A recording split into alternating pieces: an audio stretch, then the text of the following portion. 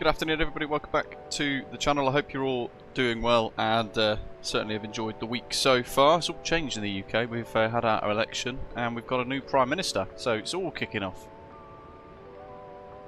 Today we're in San Francisco. It's night time currently and we're in this wonderful PMDG 777-300, the old Nippon Airways Pokemon inspired Eevie Jet, which is a stunning paint scheme that's been created on flightsim.to by a couple of the livery creators there. Really fantastic. Dylan, I think if you're still at top of descent, you're far too far away for CTAF to be working. You're meant to be below 10,000, within 15 miles or so of the airfield. That's where CTAF comes into play, otherwise you should be on 122.8. Konnichiwa Doc, welcome. Badger, Dylan, good to see you as well, flying in from the other side over from Haneda. And Badger, good to see you. Off to Honolulu, he says. He doesn't have the 777 yet until he gets back from Scotland. Very nice. But there she is. It looks fantastic, and we are a little bit ahead of traffic on that 8 heavy turning left base from live, left, a little bit ahead of live time, just because of the way the time zones and all that kind of stuff works here with San Francisco. And we've got the wonderful Flightbeam Studios San Fran as well for this journey today. In reality, it takes about 10 hours flight time. We're going to use AutoCruise and simulate time acceleration in the PMDG 777 to cut that down to about 3 to 4 hours, which is going to be a good test of the aircraft. And there's going to be a few things that I'm going to talk about before we actually trigger that in order to hopefully improve the way that you guys might be using it. Zato, welcome matey. Into the aircraft then. We've got the flight deck ready to go. GSX is getting the boarding and stuff sorted out as well. And we've done a bit of our pre-flight planning and preparation already. I'm going to pop that on night mode, in fact. Traffic, Airline 07 Alpha Heavy departing 28 left, San Francisco. So, there we are. 28 left is the one that's going to be in use. And in fact, if we have a quick look at the charts already... Yeah, Dylan, I did see your message in the live chat. I've bumped it forwards a little bit, but there's a reason for why it's still dark. We're not going to have sunrise just yet, but we will do on takeoff, mate. So these are the USS sectional charts, the FAA sectionals, and you can see there that the CTAF's 120.5 for San Francisco. And if I then move it to Auto IFR and hide that. After departure, we're heading out over the coast through waypoint Gunner, and then straight out over the Pacific to waypoint Alcoa, and then routing out to Bosque, and then we're joining one of the Pacific oceanic tracks, Juliet I think it is, that routes us all the way through towards Japan. Sim Pilot, welcome aboard, thanks for joining us. Silver Frequent Flyer, new member, great to have you, appreciate all the support. And you can see there are a couple of little ETOPS waypoints as well. PIA, PMDY and RJCM for en route should we have any problems. But as I said, 4 hours or so, hopefully. We're going to use runway 28 left today, which obviously isn't the one that's currently being used in the real life ATIS because of night operations. But the other runway is 2,500 and something meters long. And we need as much as this as we can. We're pretty heavy today. And we're expecting 16 right for the arrival into Haneda as well. And there's the charts for the departure. Initially runway heading to Gunner, and then 260 degrees to Alcoa, climbing out with an initial altitude of 3,000 feet. And we should expect our fired altitude 10 minutes after departure. Transition altitude in the United States is 18,000, and when we get closer to Haneda, we're going to go through the approach. So this is the plan. We're going to push back here from the gate, and we're going to work our way to the threshold for runway 28 left. After takeoff, we're going to do cruise. We'll climb all the way through to cruising altitude in normal time. Yeah, 1 times sim rate. We're not going to change any sim rate times, any acceleration, nothing, until we get stable in cruise at flight level 320 initially, and then we're going to go through setting up auto cruise, the time acceleration, auto step climbs as well. We'll discuss that, and we're going to discuss some of the rules around using time acceleration on VATSIM as well. Ian, good evening mate, hope you're good. Carlito, welcome to you as well. And Justin, g'day.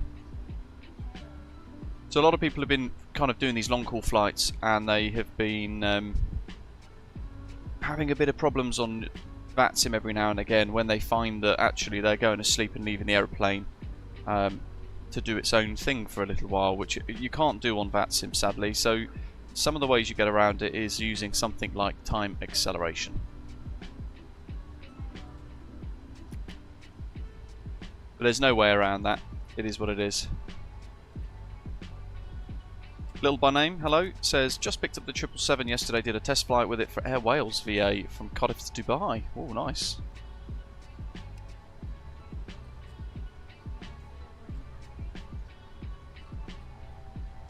Going to pop some of the demand hydraulics and things on as well, and we're going to look at the fuel page, the performance page, and our FMS as well. We've got Navalights logo lights on at the moment, as you can see.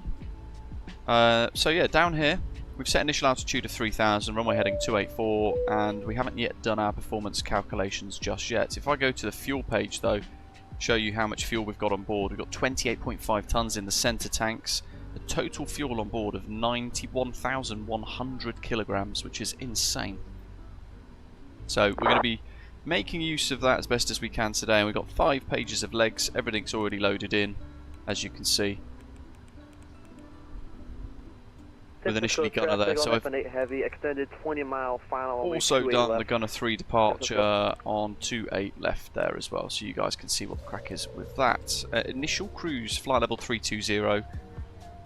After a little while, we're then going to step to flight level 340. Then we're going to step a little while later to 360. We're going to work out that sort of flying at the most optimum levels as we make our way across the Pacific, burning off some fuel, therefore becoming a little bit lighter and seeking out that more efficient altitude along the way.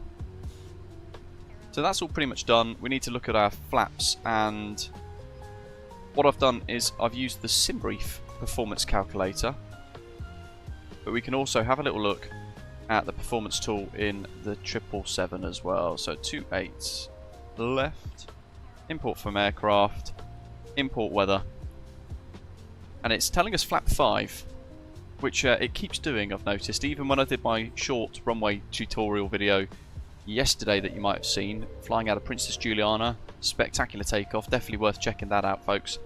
Then even then it requested flap 5, which was a bit beyond me actually. SimBrief by contrast on the new performance tool actually suggests this. Let me just get it up for you. Where is it? There we go. So it's actually suggesting this, as you can see. If I just make this a little bit bigger, perhaps it will allow me to see all of the screen. There we go. That's a bit better, isn't it? So all our takeoff weight, bleed and everything, it's telling us thrust profile 1, cell temp of 44 and a flap setting of 15. And what we've done is we've selected an improved climb calculation within the performance calculator. So we're going to have a slightly faster takeoff speed by a couple of knots, and that will actually make our initial climb more efficient for the aeroplane, which is pretty useful in big heavy jets like this as well anyway, to be fair. And you can see there the margin. So V1163 is well, it's about 3/4 of the way down the runway, and then rotate just after that. V2 will be achieved 35 feet above ground level as we go over the the threshold over the other side. Dylan's working his way in already, so let's clear that from your screen. So that's what we're using today, using the SimBrief performance calculations. And I've actually found they're pretty good. Boarding complete, good. 163. So you can see the difference there with the V speeds for a trying to achieve a slightly better climb performance.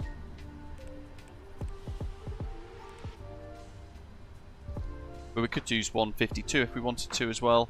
They're all options, just depending on how you want to calculate your all of your stuff, really. And typical traffic, eliminate heavy is now established on the localizer for 28 left. Let's go. And then we've got, oh, where's it gone? I've lost my train of thought. 44 for the cell temp, which is going to now delete our takeoff speed. Silly me. Climb profile 2 to round that off and make it a bit smoother. Okay, so there's our performance calculations again. So that's a bit more like it. 163 knots compared to 160. Look, for an improved climb performance, all we're adding is an extra 3 knots.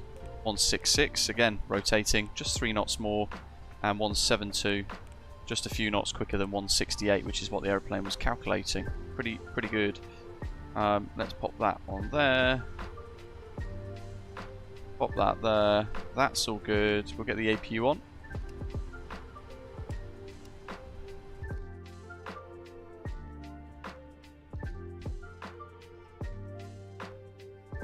That's runway 28's threshold over there.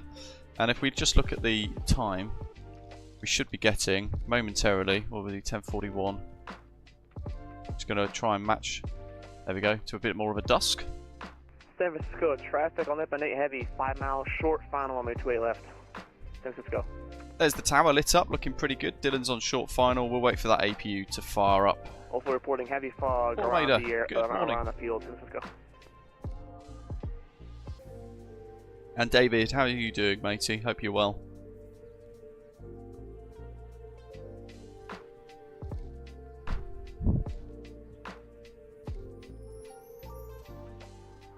It's a good point as well, Justin, there, saying that your depending on what computer you have and your performance of your computer, time acceleration is very dependent on that.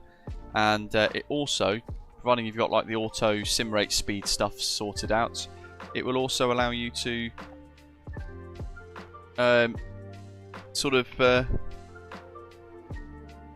slow the sim rate down for turns. But there's going to be a little thing that I'm going to show you which actually might make it a little bit more stable, because I found yesterday flying from Princess Juliana as Dylan flying from Princess Juliana to London Heathrow yesterday. I had a bit of an issue with it actually, and for some reason it got itself stuck on 64 times, and I couldn't get it off.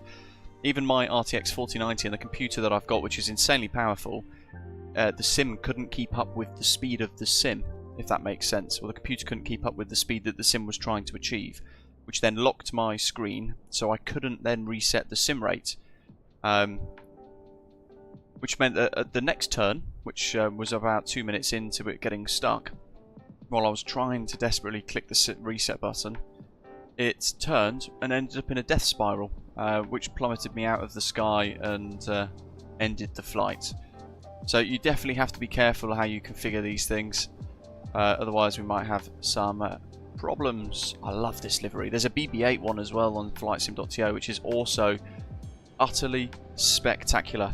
Nicholas, I am doing a 10-hour flight, but like I said at the start, and in the title and the description as well, we're doing it in about 3 to 4 hours instead. Just wind that time back forwards a little bit, and then we're going to have a little look at this overhead panel. So pop the seatbelts on, we've got the hydraulics all online now, and APU's on, gen's on. External power disconnected. Let's get all of the tanks ready, including the centre tanks, and check the rest of the overhead panels. That's all good. You know what, it's one of these aeroplanes that I was saying in our Discord members area yesterday, I've come to feel very at home in this aeroplane. Let's close those, close entry 2 left. Ground connections, ground power, there it is, release. Parking brake is set, and we're going to remove the chocks, which is then going to get rid of the jetty, and we can pop that on there like so.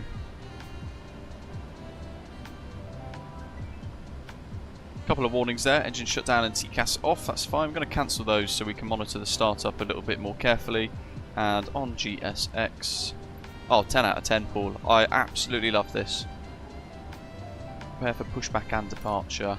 It's remarkably good. They've absolutely smashed it out of the park with this. It's the PMDG 777, I think, is just a whole new level. It's a bit of a step change in what we've been able to enjoy thus far in Flight Simulator, and certainly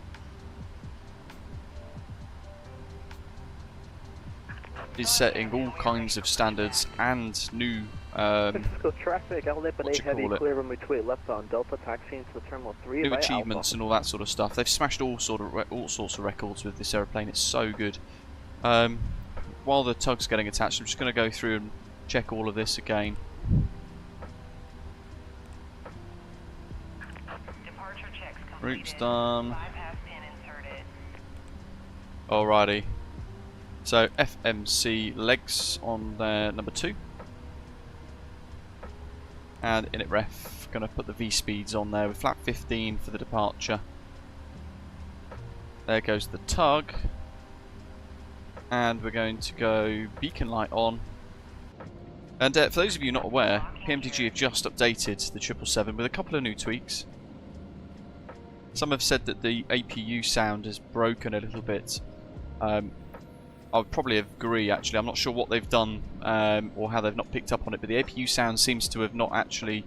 It doesn't seem to be generated from the tail anymore,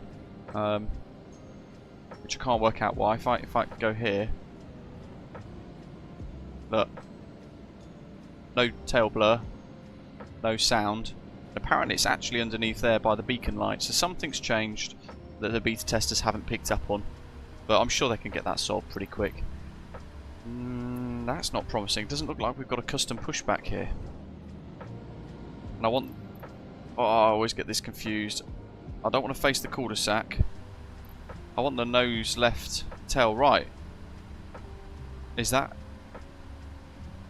the one we want? Nose right, tail left, pushback left. Nose left, tail right.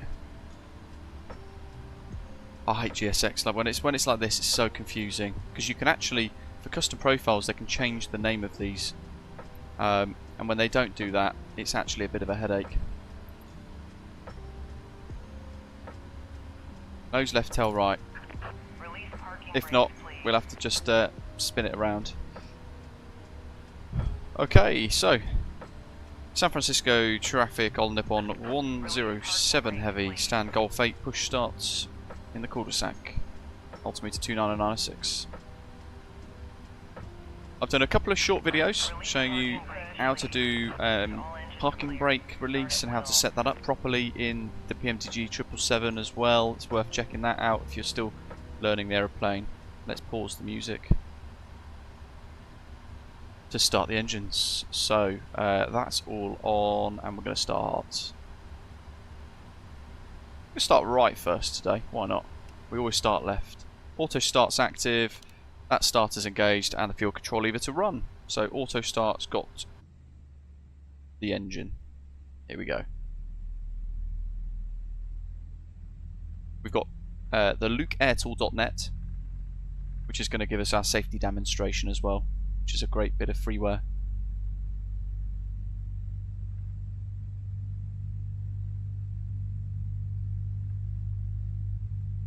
Look at that.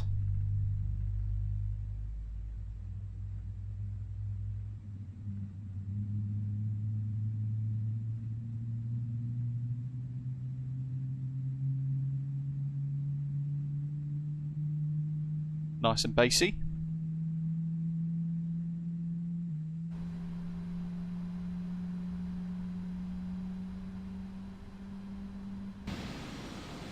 Oh, that livery is just spectacular, isn't it? That in itself is a 10 out of 10. And there is also, within this livery, by the way, there is a custom, like experimental cabin that you can install as well, that you can choose to install. I haven't done that today, because I just haven't, I don't want to fiddle, when I'm going to test time acceleration, I don't want to test other things at the same time, if that makes sense. Hopefully the pushback stops momentarily. Starter's back on norm, so left engine start, fuel control lever, left to run. Justin, subwoofer just kicked in at home as those GEs started, his dogs went nuts. Let's listen from the outside now, even better.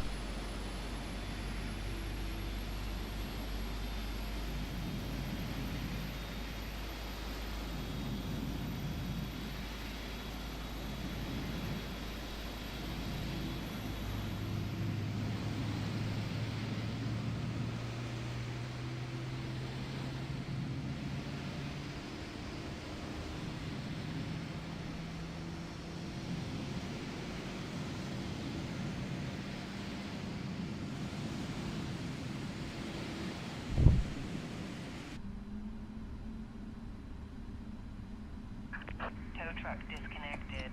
Bypass pin removed. Left is clear, right is clear. Love that you can open that. Silly little things, just a little extra bonus feature, but it's pretty niche. And the animation is really good. Lock that, slide that back forwards, hide it, that's all good. He's away. We're going to go LNAV, VNAV. That's an automatic. They're all set, that's good. Auto brake RTO. Trim set 6.5. Morning, Gracia. How you doing, mate? Automator says Flight Beamer published a GSX profile on Contrail. They have. I'm pretty sure that's what I've downloaded, though. 6.5 on takeoff trim there. That's set. It's quite a bit of a change, isn't it? And we've got an auto score code from VATSIM as well. Flaps 15.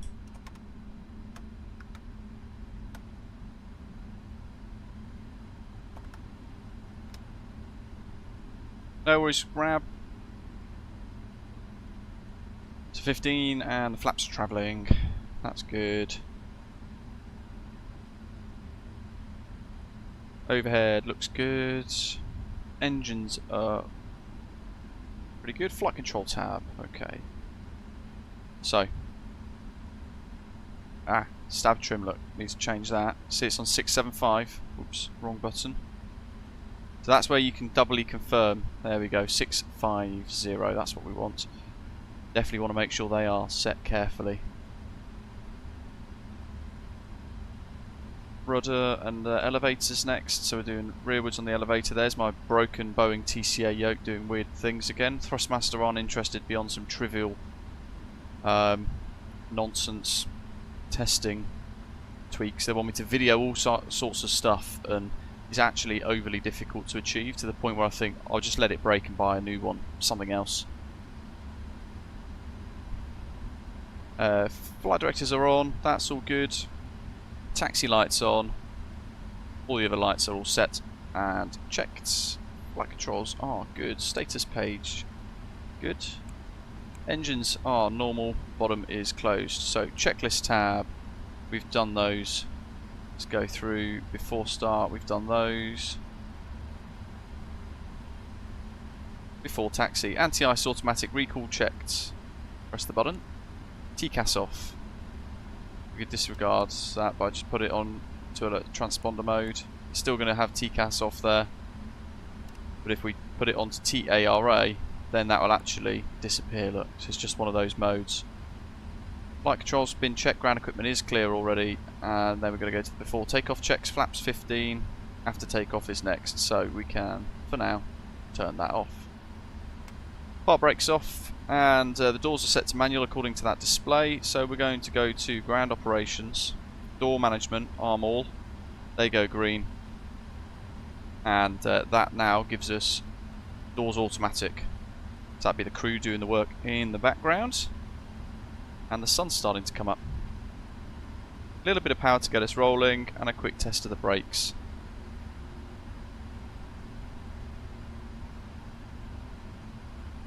Good effort, Dylan. Says got a 160 foot per minute touchdown on that landing, just parked in front of me on Golf 13.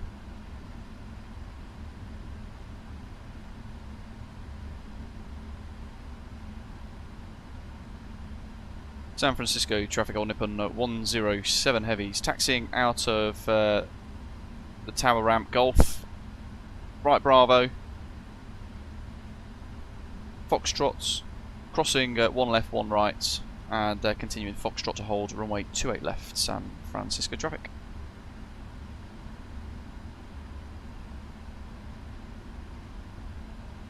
Let's get that safety demonstration started, shall we? LukeAirtool.net if you want that, by the way. Welcome on board. Hopefully you can hear it nicely. Please pay attention. Look how to the cool that following looks. safety instructions. That is one of my favourite liveries of all time, I think. I saw it at Heathrow a little while ago and it's stunning. Please place your baggage in the overhead compartment or under the seat in front, and do not stack items on top of each other, as they may There's fall Dylan. out. Nothing should block the aisle or exits. We can just taxi on idle. Return your seat and table to the original position for takeoff and landing. So our takeoff weight today, by the way, is almost 300,000 kilograms. Please keep your seatbelt securely fastened whenever you are seated in case of sudden turbulence. To unfasten, raise the flap. The use of electronic devices that emit radio waves is prohibited. Put the dome lights off. Please turn them off or set them to airplane mode.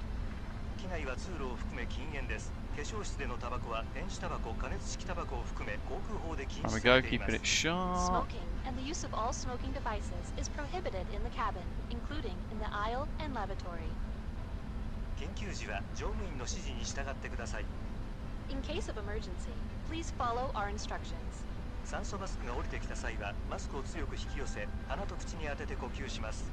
If oxygen masks drop down, pull a mask towards you. Place it over your nose and mouth and breathe normally. Remove your own mask and then put the oxygen mask directly onto your face. Put the elastic band over your head and adjust it by pulling the ends. In an emergency, brace for impact.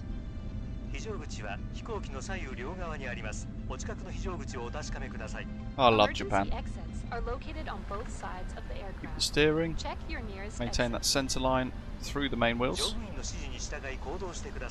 Remain seated and wait for instructions. Photography is prohibited during evacuation.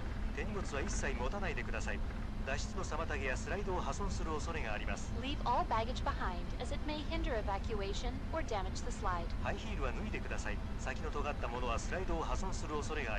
Remove high-heeled shoes and other items with sharp points as these may damage the slide. It did, didn't it, Justin? Put both arms Even out. Sit like up the straight A380, and slide that down. defies logic. Assist other passengers after sliding down. What would we do without travel Away now? from the aircraft immediately. A life vest is under or beside your seat. Slip the Look at life that. vest over your head. Fasten the buckles and tighten the straps. Inflate the life vest at the Last door couple of or days, on the folks, wing to by get pulling the a red ticket tabs for the down. raffle to win my Turtle Beach Velocity 1 flight If yoke. you need more 5% of the air, roll proceeds into go the to tubes. charity. Please look at the safety instructions card in your seat pocket. Let's get that APU off, shall we?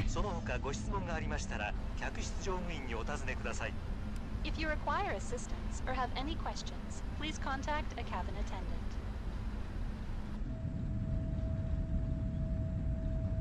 There we go.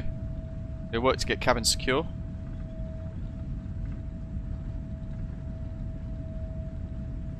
Mount Fuji, absolutely beautiful. Oops, seem to have put a rudder input there. Crazy how quickly you can get disorientated by looking at other views.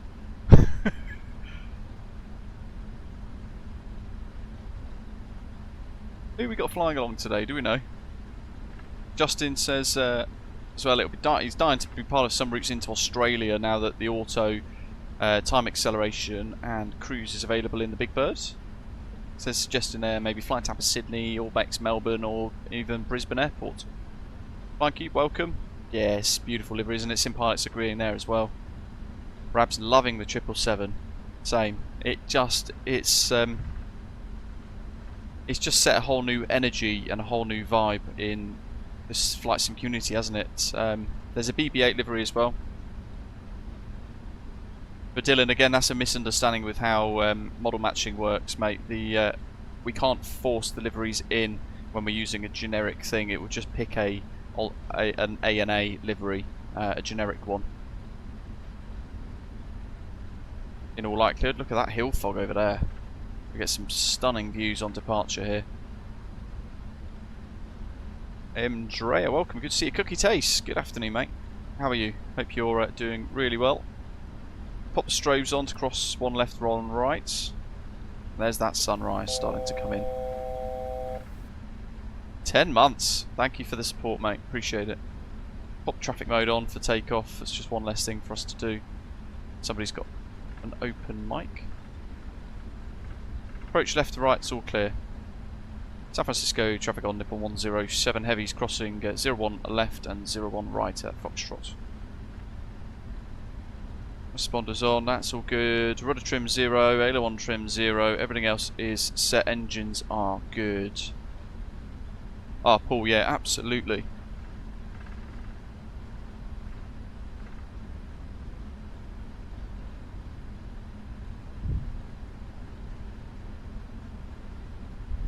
Possibly could fly in cube. As I said at the start, somehow my time compression yesterday in a little bit of a test accidentally ended up at 64 times, which wasn't even an option on the up to list in the sim. So it caused a rather significant issue, and my RTX 4090 was on the verge of crashing at that point, and the aeroplane crashed instead as in it, at a turn, swung the wings across and hurtled out the sky into the ocean below, so it got really messy very quickly. Not quite sure how it happened, but it did. David, welcome.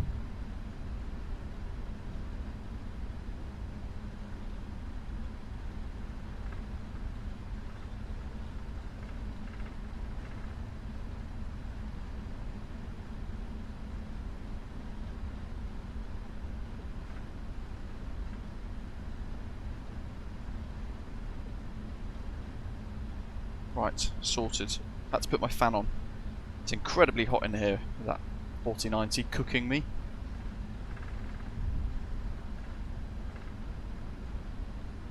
David says, afternoon, has anybody tried time acceleration with Beyond ATC? Somebody did actually in the live chat a little while ago. It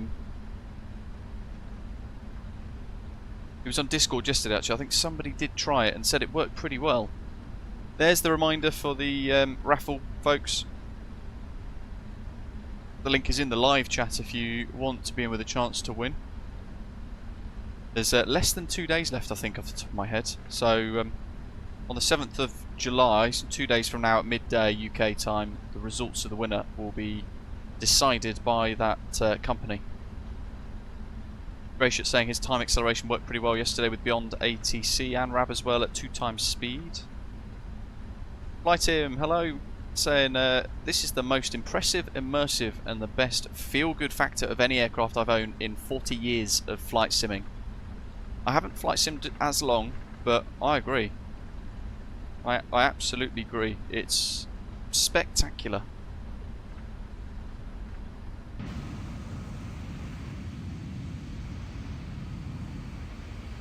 Look at this. It's just remarkable. Try and get a couple of nice screenshots prior to our departure here at San Fran. Yeah, I agree with you there, Flight Tim. I think that's a really nice way of putting it actually as well. And then don't forget as well, we can zoom on in with these, like this 737, and get the ground maps, like David's just saying there. So helping with your taxiing on the ground. You can have a little look. There's that whole point at Foxtrot there, that big old red line helping you identify that. So very, very capable aircraft with a mega feel-good factor. Image Seeker, welcome buddy. I hope you're well. Thank you for joining us as a Gold Frequent Flyer. I really appreciate it. Christopher is on the other side of the fence, saying there that for him the Phoenix A320 is more immersive as the modelling and texturing is better, but it's a less fun aircraft.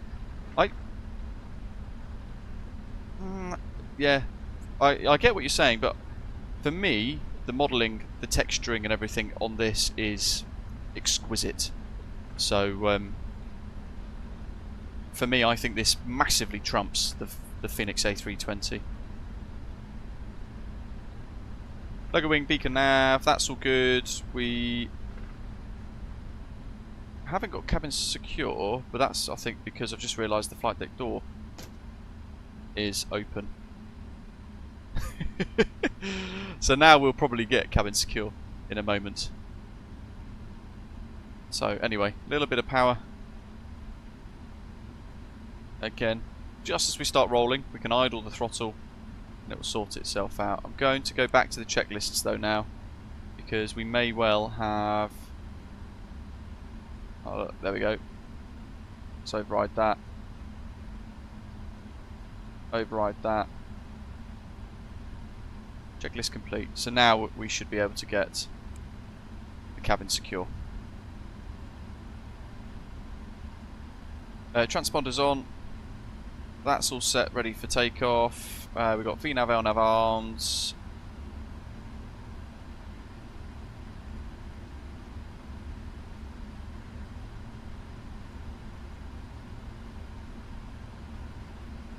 That's all good. Runway turn off lights go on, strobe lights on, and let's pop all of the lights on for the lineup. So that nose wheel right against the edge there to try and keep the main part of the undercarriage between the yellow line as we steer. Oh, look at that.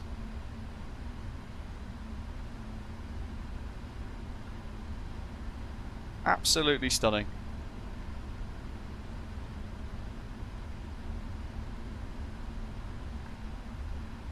San Francisco traffic on Nippon 107 heavies lining up, runway 28 left. Traffic's on.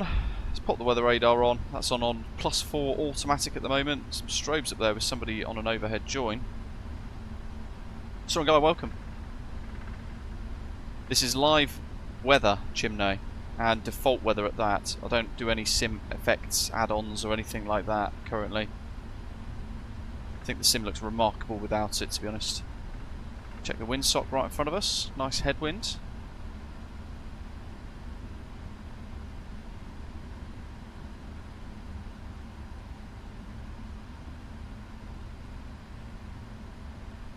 And on the brakes.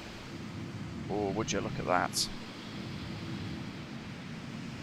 Now I'm going to see if I can just very quickly hold her on the brakes, because I want to get that sunrise captured.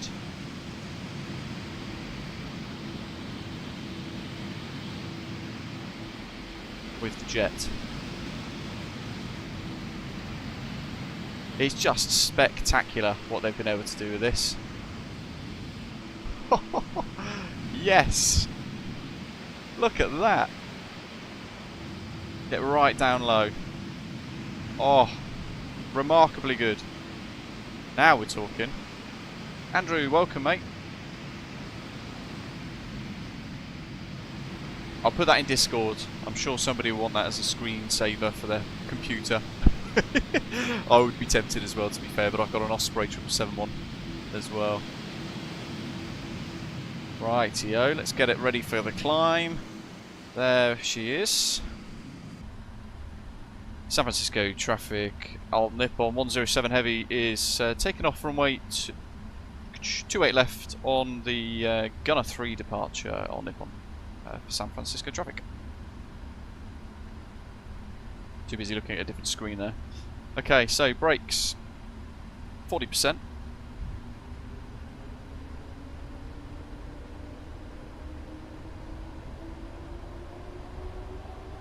Well, I've set back more like 50 there, but that's fine. So there you look good. Stable toga.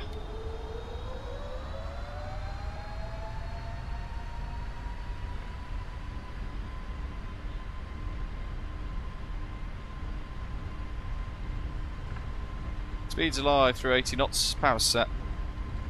We're going to have a nice takeoff margin with flap 15.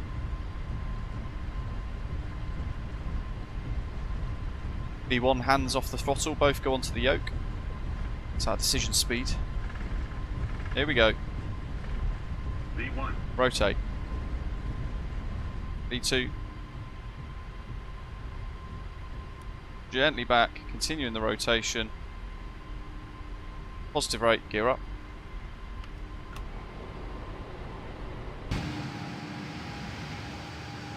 I mean, even that is just a spectacular view, isn't it, the model?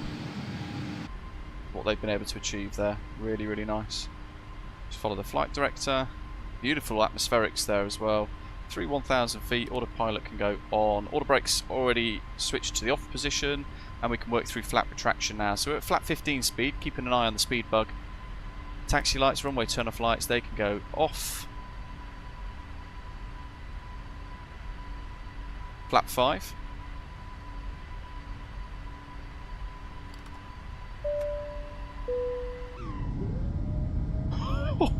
The views here are insane. Look at this. Welcome aboard, konnichiwa. Justin's watching this hopefully in 2K, mate, on his 86-inch television. And he said it's hard to work out what real life is. Would you look at that? Let me quickly change the altitude knob here because we're going to level off at 3 otherwise. Let's keep it going to 18. There we go. Through flat retraction all the way to 0 now. Look at that.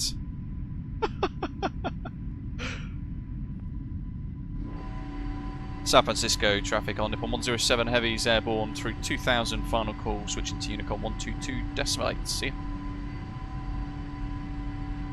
There go the slats.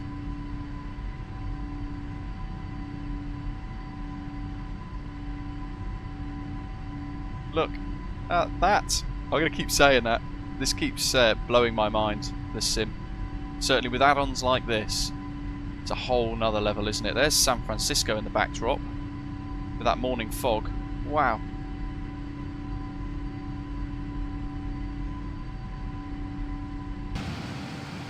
See if I can capture that on an outbound shot there as well. Yeah, the cookie taste, yeah, mate. This is on flightsim.to. They've also got an ANA Star Wars themed BB-8 livery, which is equally stunning as well. Really, really good. In the climb out now, look at that. I don't know what that big structure on that hill is, but that looks pretty cool.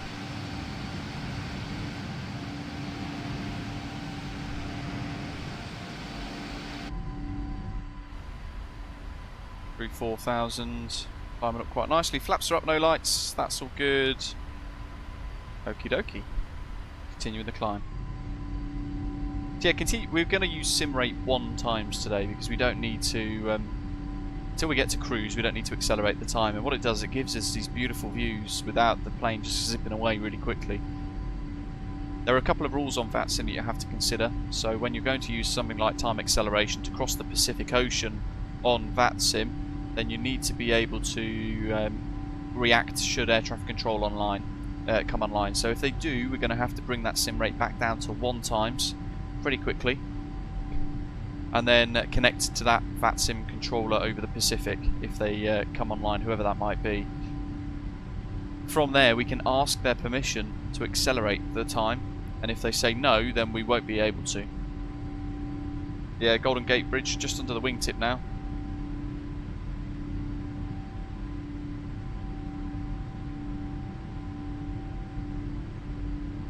Salt Sim, they are, aren't they? Insane visuals.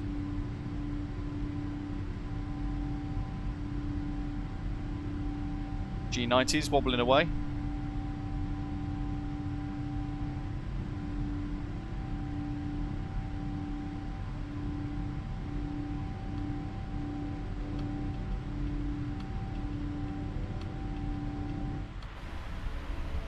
Back into the flight deck for a bit.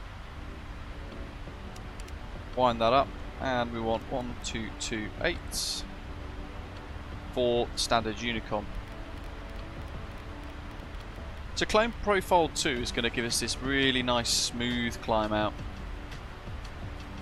The theory there being it's just going to be a little bit more fuel efficient. You can see we're going to hit top of climb prior to Alcoa. 10,000 feet coming up. Let's turn the landing lights off. And the seatbelt signs now can come off shortly. They're on automatic. I wonder if actually they will turn off at 10 themselves. Justin, yeah, we've already got a few on there, matey.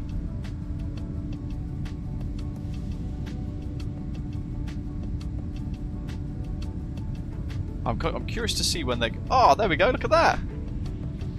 Bing!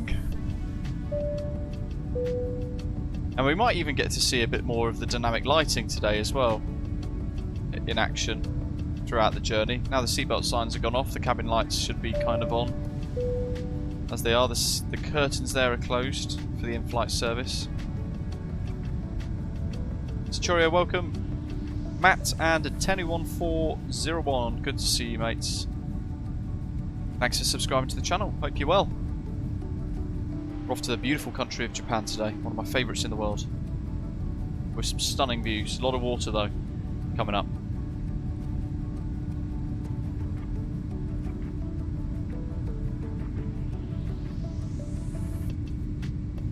Sorry, Guy. Well, I've got you back there, mate. I've got, I think, what are we up to now? 8. I think we've got 8 PMDG 777 tutorials on the channel. So they're definitely worth checking out.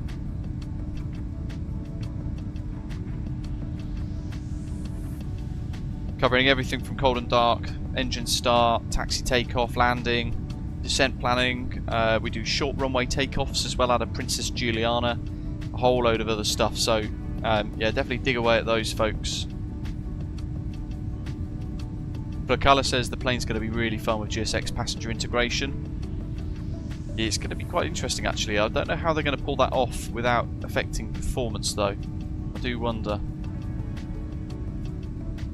Andrew there says he hasn't used time compression yet for himself, but last week he's done cross-Pacific, left it on cruise while he slept, but he wasn't on VATSIM. Mike Jerry loves the time compression feature. He's been doing Heathrow to JFK every day for the past week in only 3 hours. It's brilliant. Craig, hello mate, says, noticed I was on the FlightFX Discord server. What do I think of the upcoming Citation X? To be honest, I don't really know. I don't have much of a... I don't unfortunately have much dialogue with the FlightFX team, so I don't know, to be honest with you. I haven't had a look at it. I don't know how... If I'm being really honest, it's the first I've heard about it, so I don't actually know. I didn't know they were making one. Canadian Flight Simmer, have you got any thoughts on the sound pack that's come out for the 777 from FT Sim Plus? Somebody else mentioned it earlier on, actually, as well. I don't know enough about it, again, to be fair. I'm happy with the sounds of this. There are tweaks and improvements to be made, sure. I'd like a bit more of a buzzsaw on the takeoff, but I'm quite happy with it for sheer volume and bass for the startup, because I was stood behind the 777-300ER last night at work, night before last at work during my night shift, and the sound almost felt like it was shaking my brain, so who knows. But I haven't tried the FT Sim Plus sound packs. Dabby1012, welcome. Thanks for subscribing. There is an update that we're in today anyway. That let me go into the forums. 2.00.0036, which is an update from yesterday, or 2 days ago, in fact, rather, from PMDG.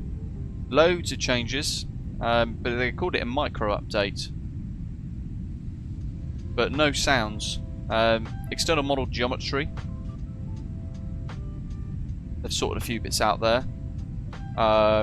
Main panel D borders have been tweaked. TCAS RA causing a freeze has been fixed. TWIP requests stopped working in flight for the ACARs. Strange artifacts when you're using track IR, look outside the window, that's been fixed. And another ACARS related, weather related function was can't send new ATIS request after sending TWIP request has been solved as well. They've also solved the cockpit pressurization, so if you open the window at a lower altitude or whatever it might be, then the cabin says there, open the cockpit windows does not affect the cabin pressurization. Spoiler wing clipping on flex. The nitrogen generation system intakes and outlets on the left hand side and the OEA outlet on the right hand side are missing. That's been solved. Gasket missing from the gear handle opening, that's been solved. Missing broadband switch on the overhead. Missing in-op stickers for ADF1 and 2. UFT can be mounted on the open window in VR. That's a click spot functionality thing they've done. MCPL vars return incorrect values for vertical speed and indicated airspeed. Low display engine unit indications placement is too high. That's been solved. Undocked displays do not work in external views.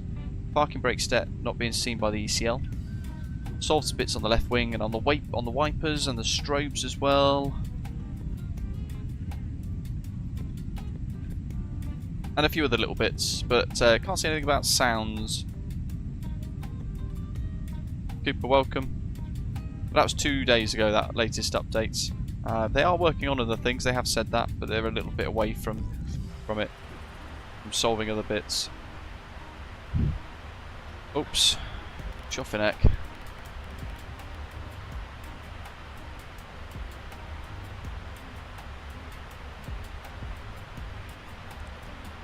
$320 standard. And we must have not long got to 18,000 unless you guys didn't tell me and I didn't notice. It's the problem with wing views. You end up enjoying the views and then forgetting to actually fly the jet.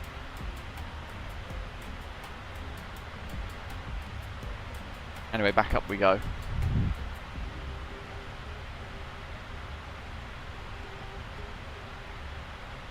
Wonder what other cabin announcements we have. Ladies and gentlemen, this moment we'll be offering hot entree. Today's menu will be chicken with Korean style chicken with rice or vegetarian fried rice. Please notify a flight attendant by either choosing chicken or fried rice. And we do apologize if your preference choice is not available due to the load factor. Thank you. お客様にご案内申し上げます。ただいまより温かい昼食の 20,000, 12 to go. Then we've got that first step climb to flight level 340 coming up as well.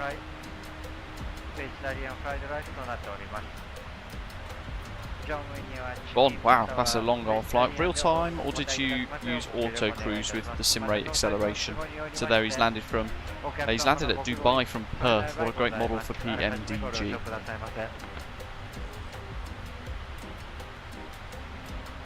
Absolutely, Ram. Yeah, regional flying in Japan is spectacular. It is a really stunning country. There's some great freeware airports and payware airports across Japan as well, which are 100% worth exploring and checking out. If you've not ventured to that part of the world, then I can highly, highly recommend it. Centurio morning, just finished up on a 10-hour flight in the MD-11. My goodness. What was the route?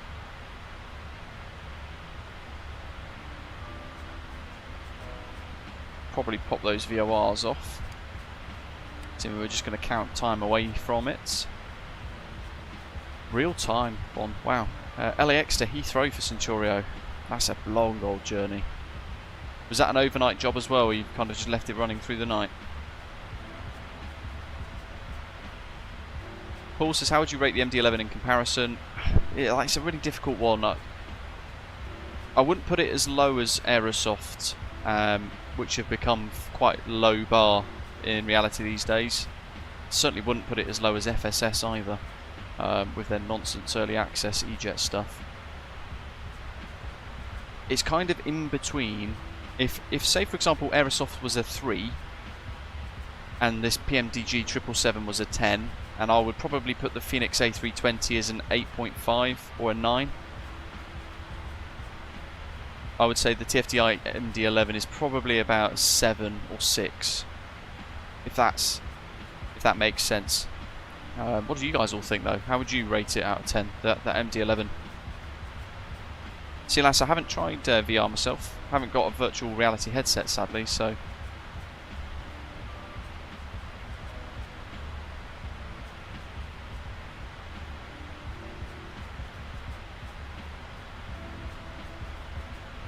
Harish, wow, he's been doing long flights. Delhi to Chicago and back, all real time, and his PC's working overtime thanks to the PMDG 777, he says. Well, I was offered to try the Pimax Crystal Silas, but they've got a very weird way of trying to engage with content creators. They've basically offered to send me a loan unit, which if it breaks, I'm financially responsible for. But I'm only allowed to have it for a week before I then have to pay to send it to Ireland, or to get it back to them or something crazy like that. So absolutely not. I'm not going to do that. It's ridiculous.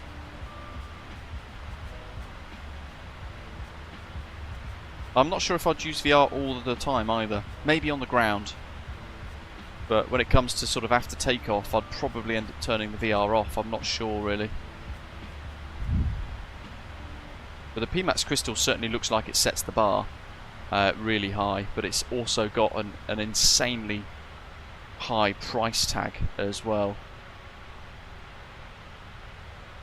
Which in itself is enough to put me off. It's like over £1,000, isn't it, for that virtual reality headset? Justin, the Turtle Beach raffle hasn't closed yet, mate. So nobody's won it just yet. It closes on the 7th of July at midday UK time. So if you haven't purchased a ticket and you want to be in with a chance to win the Turtle Beach Velocity 1 flight yoke that I've got here, which I've enjoyed using for about 6 months. It's now been all packaged safely in the box since. And it's up for grabs. All you got to do is buy a £10 raffle ticket. If you're in the UK, it's perfect for you guys. If you're abroad, though, you've got to consider things like import-export tariffs and all that sort of thing as well. But if you're in the UK, then you can be in with a chance to win by purchasing a nice, easy raffle ticket for £10.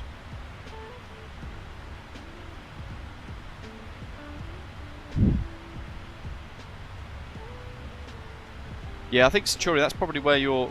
I'll probably go along the lines of that as well, saying that he's not a big fan of virtual reality for the airliners.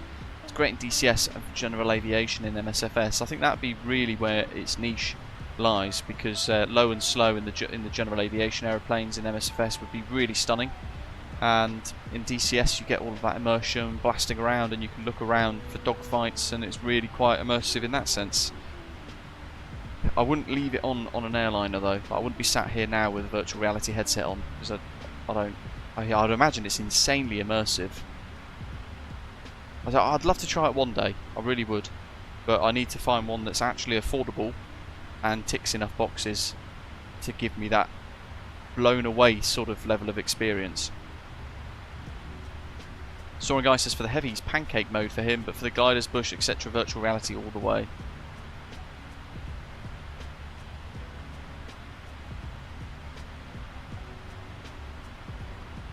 Ram, the MD-11 has already got a passenger version on the way. It's already out. So on release you could buy the passenger version or the cargo version. And if you wanted both, you could buy one and then buy the other one for an extra £10.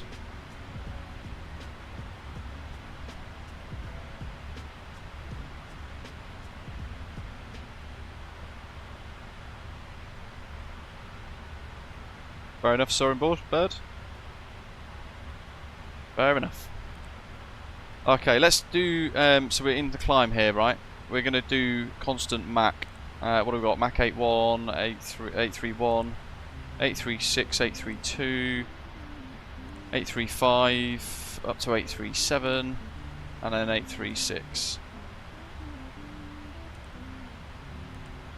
And that says 832 there for econ speed.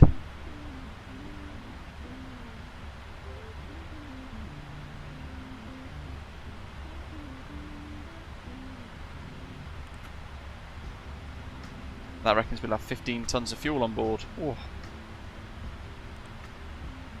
So we're going to set a constant Mach number, and I've done this in a tutorial as well, which has gone live. I think it was the time compression video actually, funnily enough. So what have we got? Alcoa's there, Bhutan is next. So I'm going to set Mach 84, so decimal 84 slash all the way down to roster. Have a quick look at the charts a second so I can work out roughly where we're going to probably end up descent. Lalid. So at Lalid we're going to go econ slash Lalid execute. So what we're doing now is it's recalculating everything, and it's set a specific Mach number now to maintain a constant Mach 84 all the way from Bhutan to waypoint Lalid further down on the flight. Hergy, welcome buddy.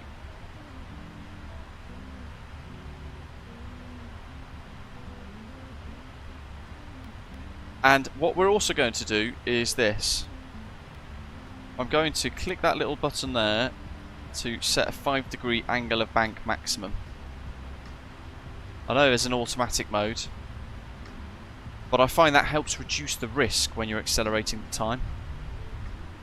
But here we are anyway, we're 320.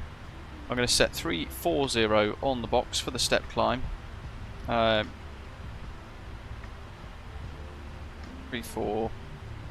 Yep. And now we're going to turn our attention to the tablet. We go AutoCruise on, auto step climbs on. We're going to leave pause at top of descent off because I don't want it to pause. And also time compression on up to 4 times. So here we go. That's activated. You can see there the sim rate now gradually increasing 2 times, 4 times, and we're in. At turns, with the auto time compression, you will find that it will go down to 1 times, achieve the turn, and then gently start to accelerate back up to 4 times again.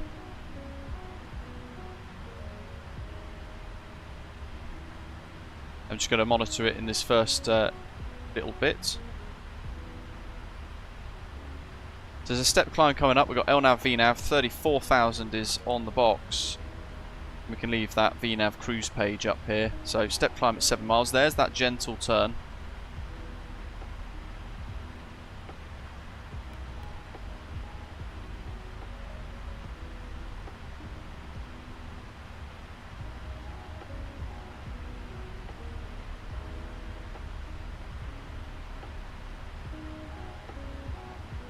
Step climb isn't doing anything.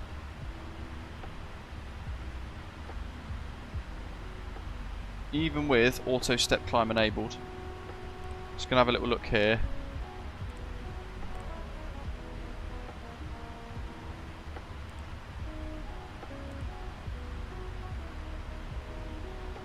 So I'm just gonna push the button.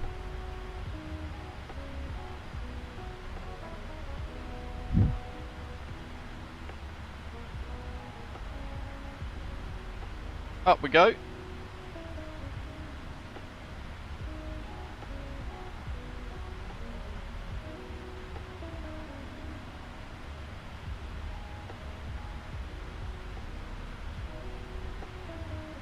Ron says, how does New Sky record a time accelerated flight?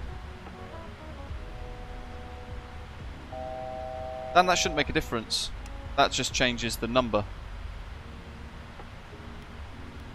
Like 100 or 1000.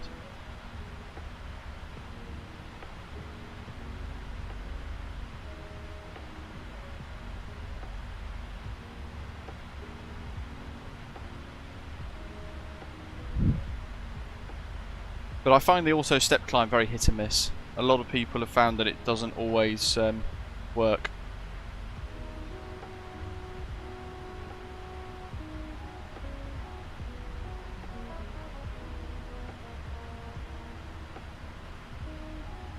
There's our step climb, and we're back to 4 times the sim rate.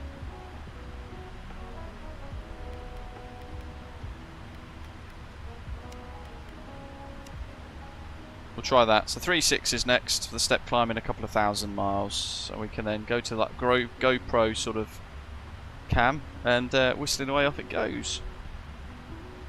The clouds zipping along. So yeah, going back to that question about New Sky. In effect, it's a dependent.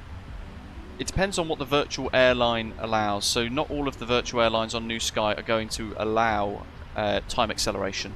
We do at Osprey Airways, but there are certain things you've got to bear in mind, and one of those things is anything over 4 times. Anything over 4 times might trigger the slew, which will then say that you've cheated. Anything up to 4 times is definitely okay.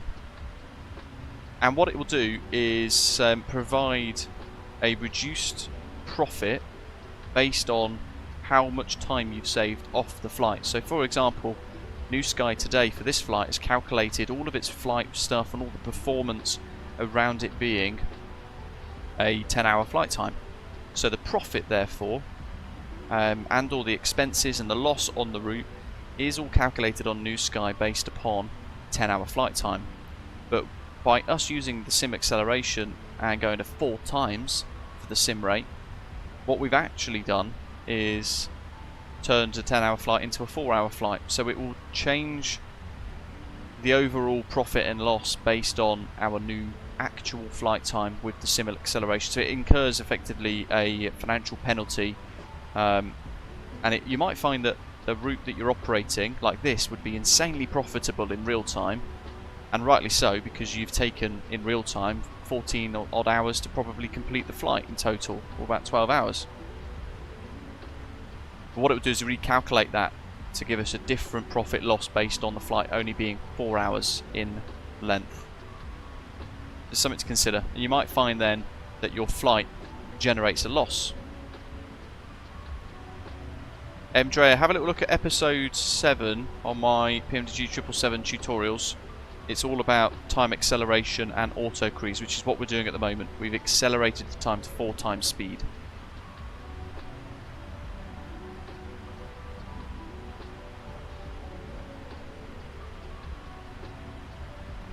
Yeah, Hergy, that's what happened with me as well. I clicked twice somehow, or 3 times, I must have done, and it ended up zipping to 64 times and braking. But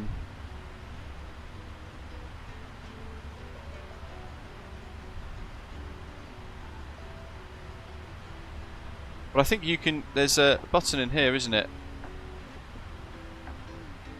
One of these changes the sim time.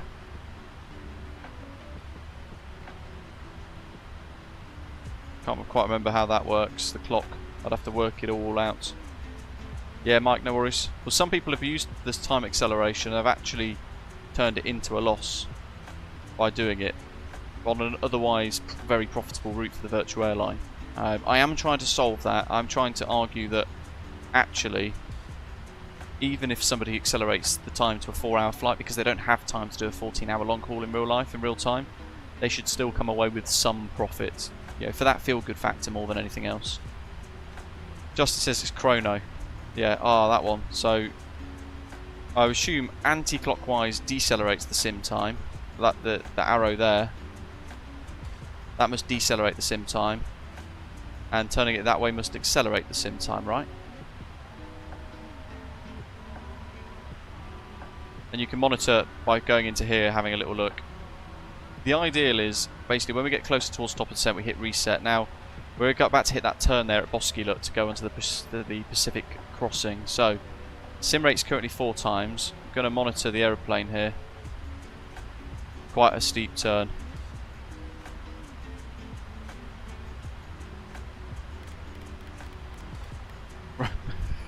Round we go.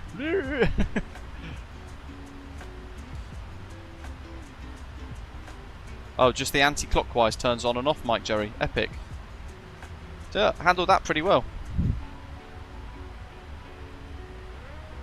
And off we go. It's so strange seeing that buzzing along, but I like the fact we're testing this today. Sometimes it slows down for turns, Mike Jerry. Sometimes it doesn't.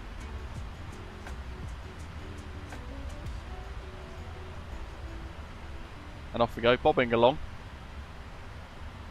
And we can just sit back and watch the world go by at an accelerated speed. So we have a little look at Volanta. Already we've just done Alcoa to Bosky. And look how quick we're moving. Wait for that to update again.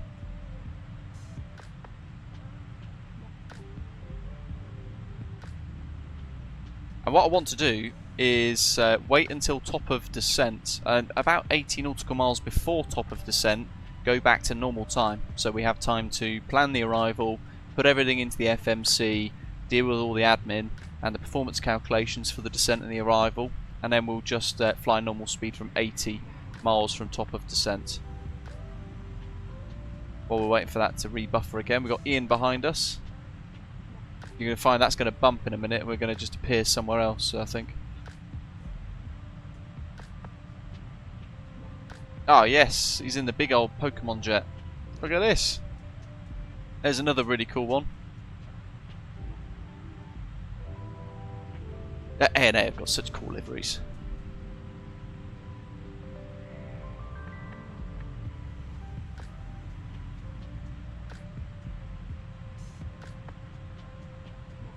Really cool, love that.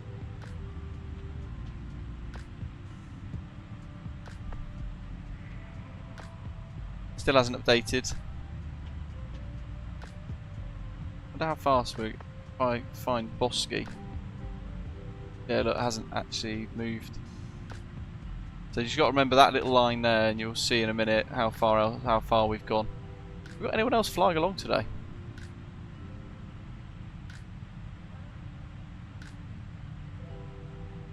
Ah, it seems not.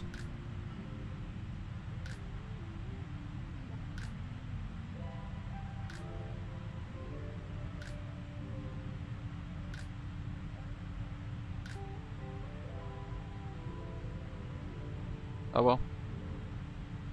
It's a bit of an experimental one anyway, to be fair, this.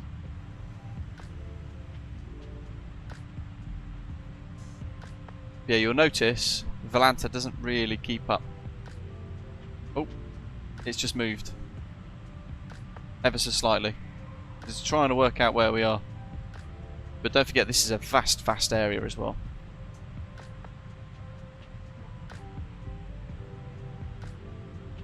But you don't want to go anything over 4 times, really. Centurio says, are we going to try and come to Flight Sim Expo 2025?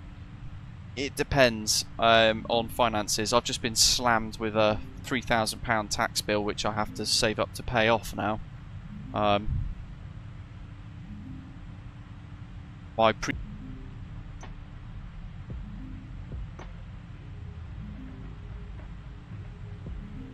So it all depends on how much money I can save basically over the next few months, because I've got to pay that whopper of a tax bill, and then on top of that I've got to be able to then save up to do something like Flight Sim Expo. So yeah, it's a bit 50-50, Centurio. I would like to, certainly because Boston's a lot more accessible, flights and everything else. Clipper, they do, but doing something like this is technically you classed as like self-employed. So on top of my actual salary at my full-time work, I then have to fill out a whole load of forms in relation to how much income I've gained from the channel in relation to the expenses, and offset, work all of that out, and then the tax man decides how much tax I need to pay. Sadly, so it's on top of the tax I already pay at work. Which is a pain in the backside. Mafarek says, I want to join Osprey, but I can't figure out what type of username to use. All of the usernames I come up with is not accepting. Have you tried just Mafarek? I mean, I'm looking at going to FS Weekend in the Netherlands as well, maybe in March. That's a lot easier for me to get to, because I can just go Heathrow, hop across to Amsterdam for 2 days, and then come home. Whereas the States requires a little bit more early waiting and all that sort of planning and all the rest of it. Classical Music, thanks for subscribing, welcome on board.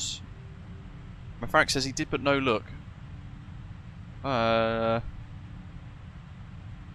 a bit confused that you haven't got any spaces, have you, inside your username by any chance? Yeah, very true, Justin. Well, this is the worry though, because this is technically a second income for me, and that is typically I am typically this person that Labour will want to go after. So it might mean that the channel becomes even more expensive to maintain for me. So it's all a little bit uncertain at the minute. I don't know. Very odd. We'll have to see what happens.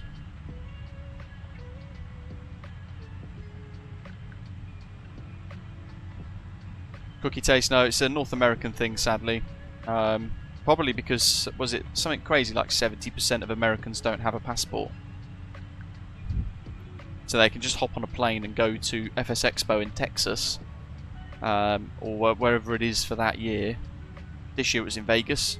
Next year is in Rhode Island, in Massachusetts. Just south of Boston, in fact. So they change the location every year. Or try to. It's been in San Diego before, which is a beautiful part of the United States of America.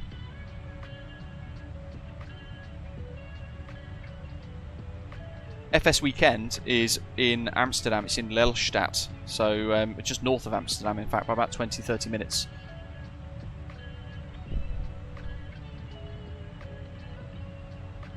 Yeah, Providence, Rhode Island next year for Flight Sim Expo 2025.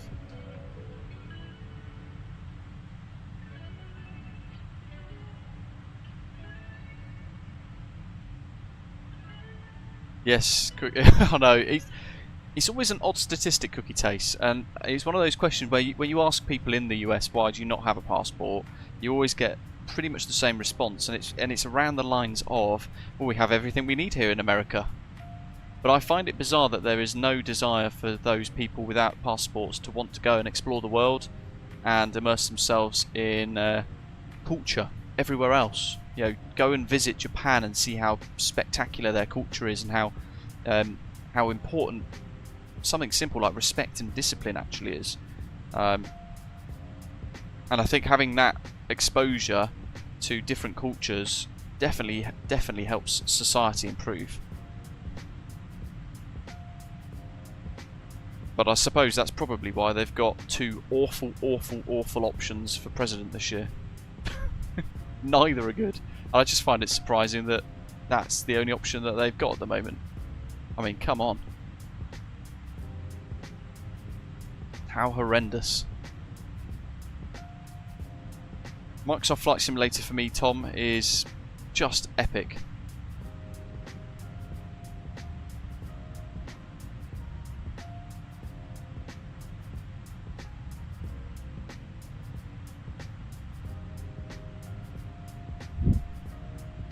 DCS is great, but I don't know. Since the PMDG 777 is released, my buzz for Microsoft Flight Simulator has come back. My enjoyment of it has come back with a vengeance. So I'm finding now that DCS doesn't really creep massively into my mind again. I have got all the hardware still, and I was thinking yesterday about jumping back into the FA-18 or the Phantom, go for a little blast about. But certainly from a channel point of view, they're not very popular streams. And for creation of pre-recorded videos, DCS is just atrocious. The drone camera and the camera features of DCS are shockingly bad. So, I spent. You might remember a video the other week that I did with the FA-18, and it was about a 3.5-4 minute video in total, so not very long. It took me an entire day to get the videos and stuff filmed for that. A whole 9 hours at a computer.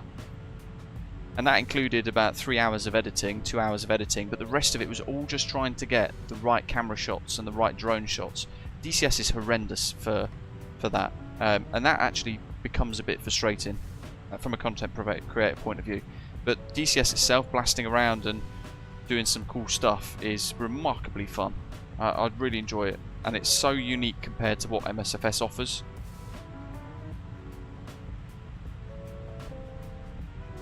So I do think that DCS isn't worth the time it takes for content creation. To give you a little idea, that 4 minute video that I did with the computer on for 9 hours, it cost me probably about £5 worth of electricity, approximately, maybe £10 worth of electricity. But it made me £1.36 for revenue. So I thought, what's the point?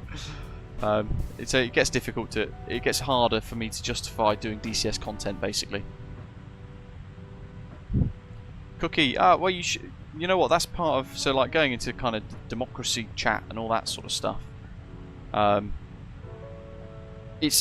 think even if you feel disillusioned, it's still important to go and put your votes down somewhere. Even if you go and spoil the ballot paper, which is technically a protest vote, and that's formally recorded as a protest vote.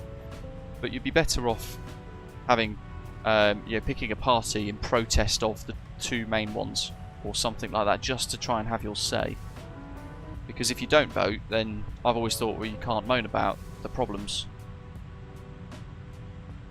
Justin's asking if I'm using the Tobii eye tracker with the 777. No, to be honest, I downloaded something called FaceTrack No IR, which I paid for DCS, and that allows me to use my Tobii eye tracker in DCS really, really well, and it is really very nice. The problem though comes with using Microsoft Flight Simulator again. I don't know what it's done, but installing FaceTrack No IR means that now my Tobii eye tracker does not work in Microsoft Flight Simulator at all unless I run FaceTrack No IR, which then balks all of the camera views. So if it stops for whatever reason or stops tracking my face and I've tilted it slightly, the tilted look then all of a sudden becomes, so like, say for example I do this, right, hold on. So if we were in face tracker mode now, right, just as an example, and I tilt my head sideways like that, and then for some reason it stops tracking, that will become the new horizon level. So whatever it does in Microsoft Flight Simulator, it's really bad with FaceTrack No IR, and I need to work out how to fix it so I can use my Tobii eye tracker again, because on the ground it's certainly very useful. Look at that.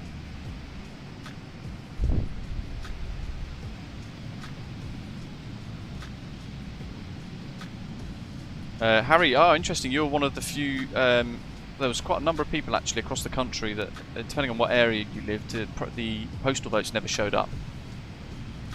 Crazy. But still managed to vote, good. 60% turnout is pretty poor, isn't it? And actually, to be fair, as much of a landslide as Labour got in the election, but they've called it a landslide win because of how many seats they won, when you actually look at the vote share, it's one of the lowest vote shares in history of a ruling party. So, do they have a mandate? Probably not as much as they would like to pretend that they do. Oh, there's a little turn. Sim rate ×4. It handles that pretty well, looking at it from the outside. But yeah, it's it'll be interesting to see what happens. I mean, when you look at the vote share as well. Now, this was a really interesting point, and I thought, well, actually, this proves the system is broken and needs to be changed. When you look at the vote share in total, the Lib Dems, for example, have won over 70 seats. Yeah, over 70 seats. Reform UK, as a party, only won 4 seats. But Reform UK actually had an entire 1 million more votes overall compared to the Lib Dems. So if they've had a whole 1 million more votes, and they've only got 4 seats, and the Lib Dems have got 73 seats or whatever it is, with 1 million less, how it's super odd. I don't. That just says to me that the whole system needs to be changed. It's weird. I kind of looked at it thinking, well, actually, this has proved the system's not designed for more than 2 parties. Bizarre. Hey, Alexander, welcome. But yeah, pretty much as Nox is saying there, by not voting, then it puts us in various situations that we've been in now for a couple of years.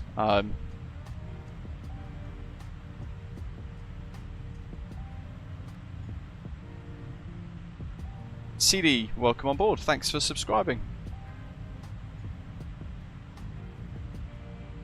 Ian says it's compulsory down here in Australia to vote, but it's usually done on a weekend.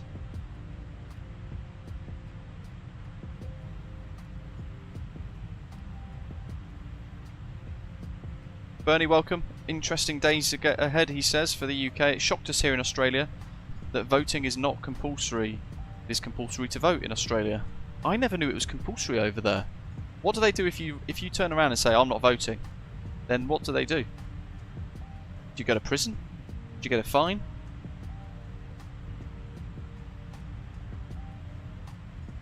It has proven that the system needs to be massively, massively changed. There needs to be huge reform in the UK for the democratic process.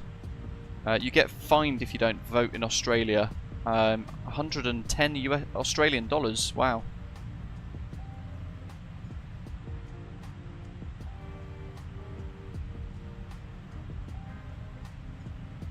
Afternoon, commentator. Welcome. Canadian Flight Simmer says it's interesting listening to UK politics.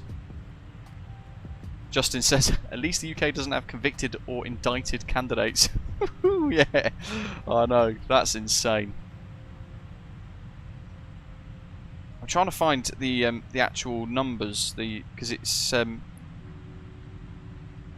really interesting. Here we go. So the vote share. Labour got 33.8% of the votes. Conservative got 23.7% of the votes.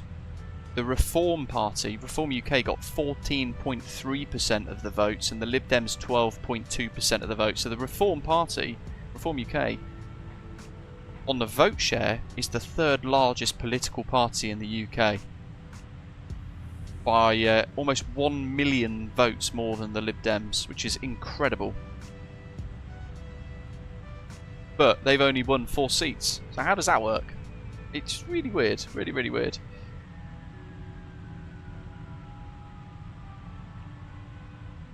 Sandeep, welcome. How are you? Been a subscriber since 2022. Appreciate all the support, buddy.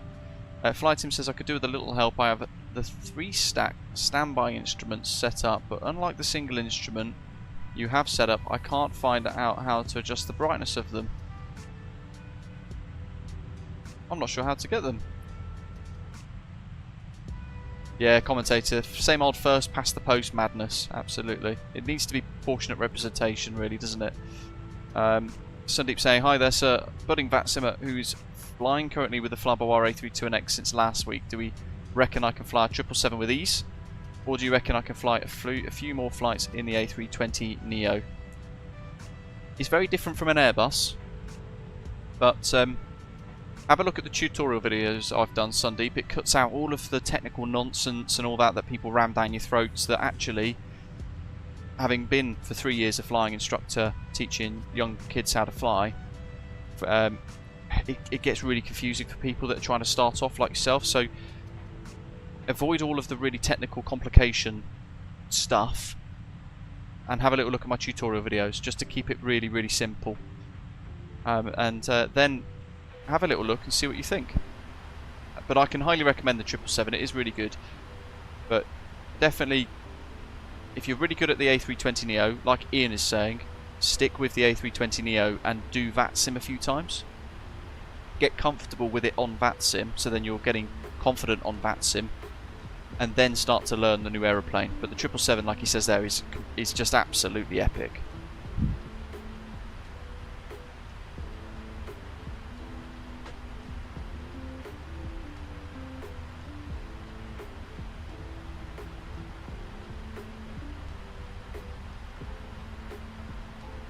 Rookie taste, absolutely. Yeah, because technically with this technically the taxis is a second job, so probably going to get stung pretty hard by the new party that's in charge. We'll find out soon enough.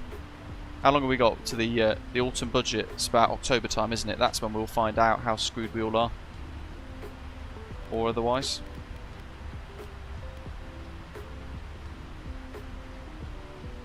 You do, Zomi, yes.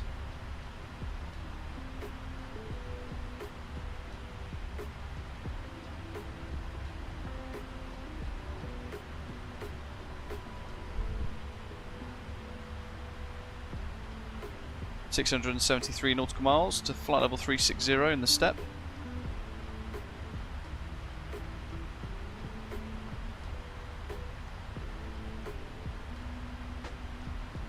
Abdul, welcome.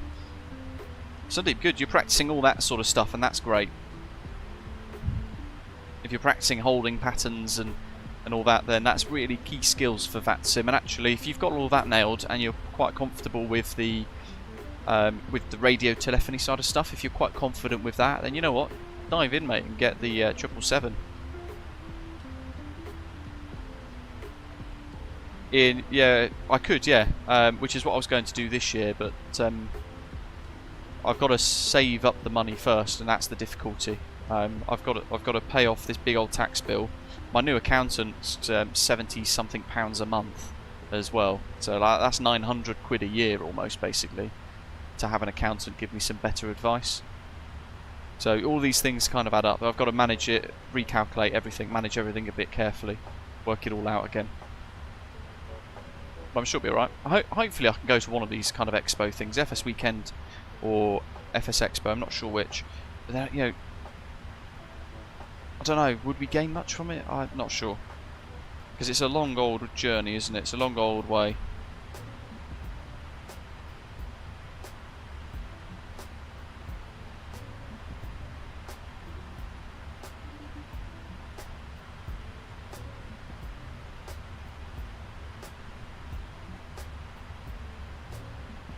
Only 2 more seats left to be declared.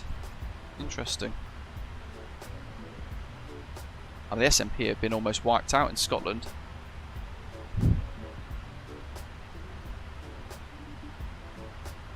Have a good night, Justin. Well, Sandeep, it sounds like you've got the skills, mate, and you've done a bit of practice and you've done a lot of learning and all that sort of stuff. So I think absolutely you should get the 777 then and give it a go. It sounds like you've got a good level of confidence on VATSIM already, which is quite important, and you've built that understanding around radio telephony and all that sort of stuff anyway. So if you're using VATSIM right now and you're using Indigo 19 Foxtrot, then go for it. Just spend a bit of time learning the 777 first. It's always the rule, isn't it? You get a new aeroplane, give it a go offline a few times first and see how we go on. CM Films, welcome. Charles, good to see you, mate.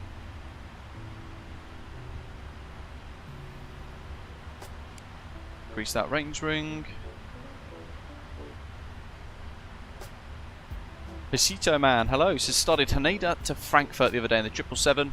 Real world flight, but our Nippon does it with the 787. Nice.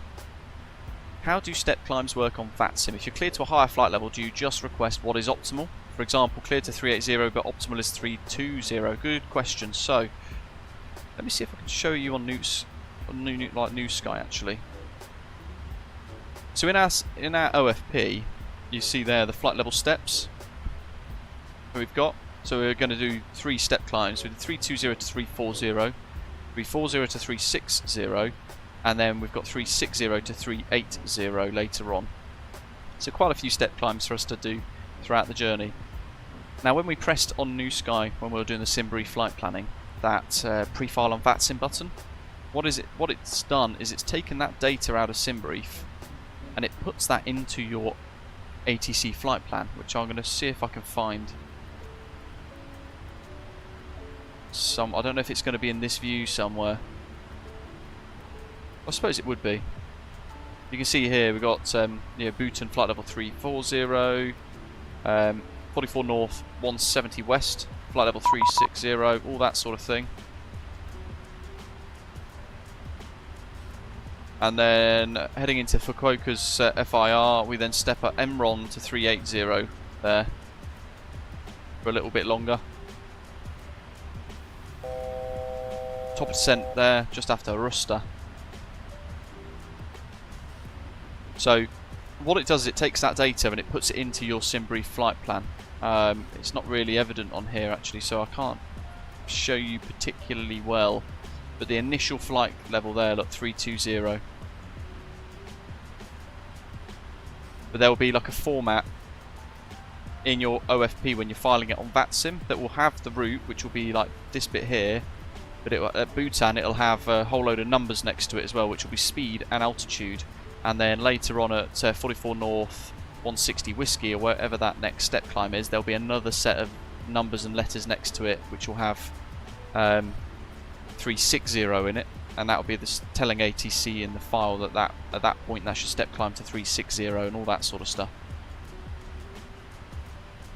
But when you get there, you can ask for a step climb if you wish as well. Justin, thank you, buddy. Very generous of you donating a channel membership for the next month to one of you guys watching, and it's gone to James Johnson.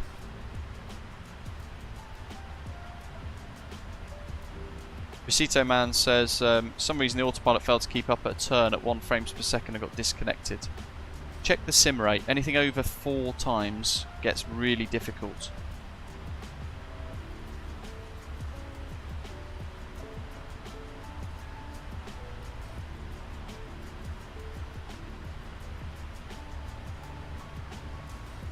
It's somebody, not ATC MPS, it's just somebody flying along. Daniel's watching, says, hi mate, he's Emirates 67 Victor today. Hi mate, love the streams, enjoy your long haul, he says. Thank you, Daniel. No doubt watching in the background, welcome.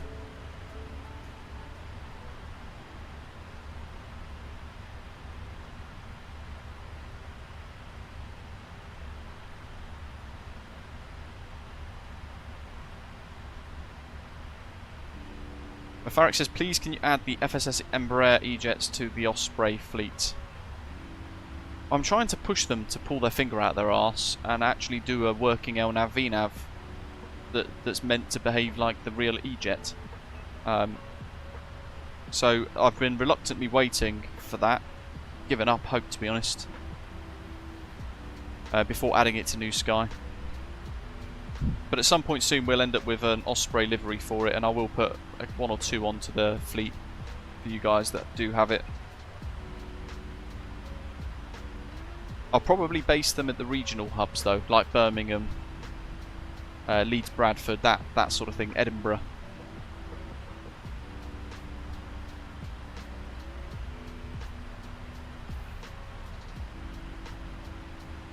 Another turn coming up.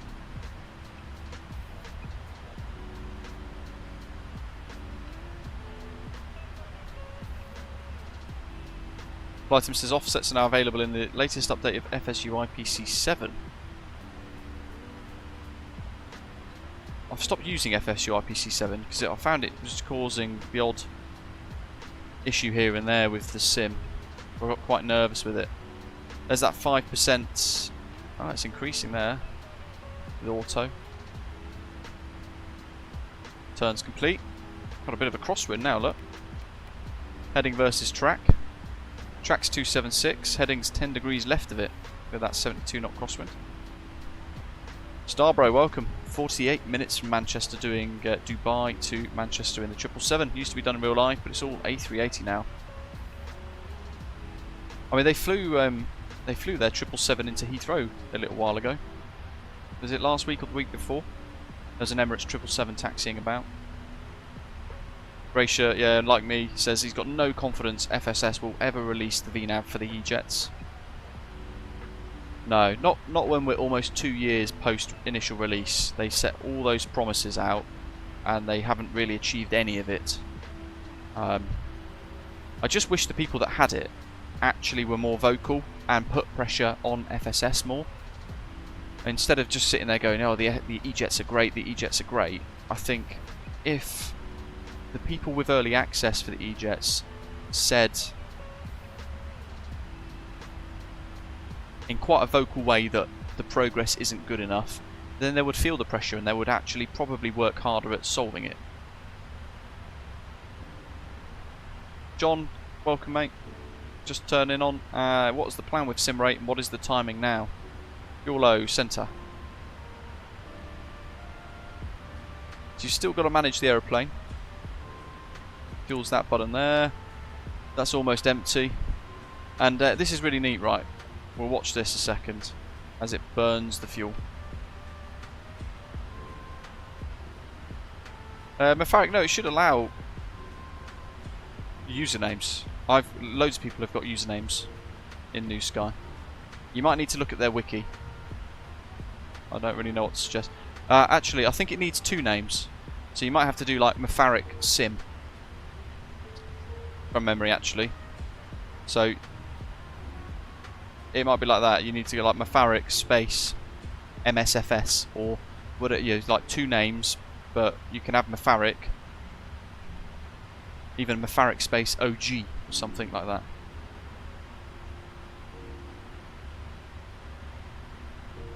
But if not, then you'll probably need to reach out to the New Sky developers, because I don't know what else to suggest. It should accept your name. Loads of people have got usernames instead of their actual names on New Sky.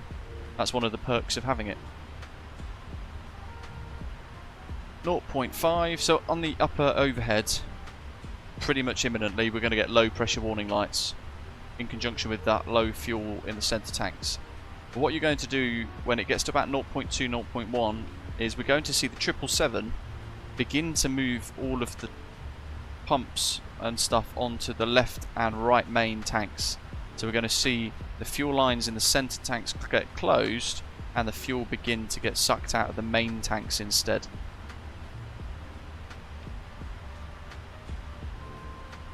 Flight Team, what was your question in relation to the standby instruments again? Sorry. There we go, boink. That's all good. Centre tanks are 0.1 and we've got the warnings at the top, so we can now turn those pumps off. Pressure lights go off. Job's good un.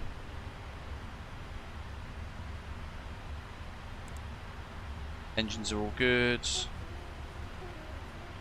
We're not drinking the fuel or the we're not guzzling any oil like the 787 does. PMDG set up aircraft equipment.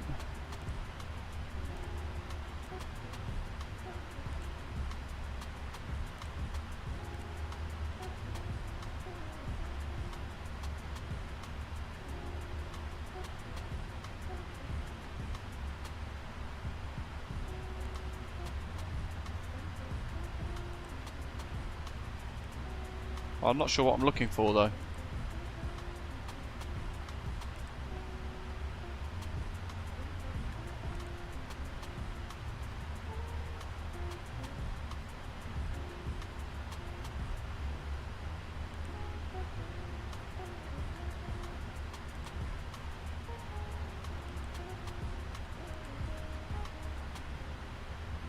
Oh, are you looking for that one? Standby instruments onto separate instead of ISFD, like this.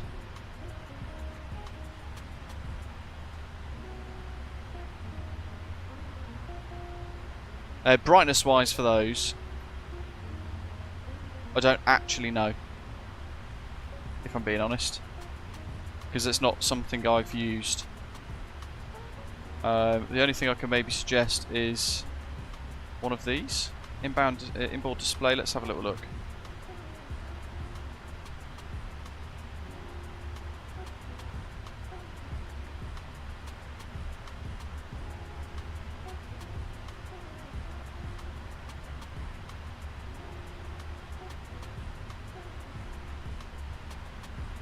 Panel flood, outer display.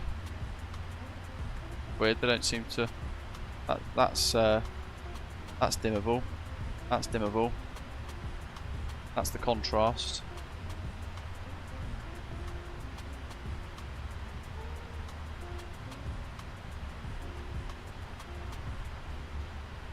Does anyone else know how to change the brightness of this in the chat? Sunday, thanks mate, joining us as a silver frequent flyer. Appreciate all the support. I don't know how to do those. I wonder if it's linked to the glare shield option. If I just come out a little bit, I would imagine they're maybe like a fixed.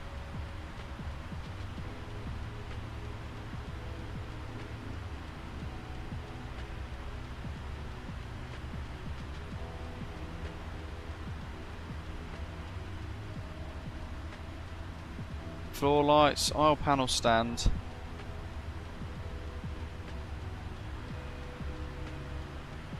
Yeah, basically I don't know, and it doesn't seem like anyone in the live chat does either, how to change the brightness of these three screens.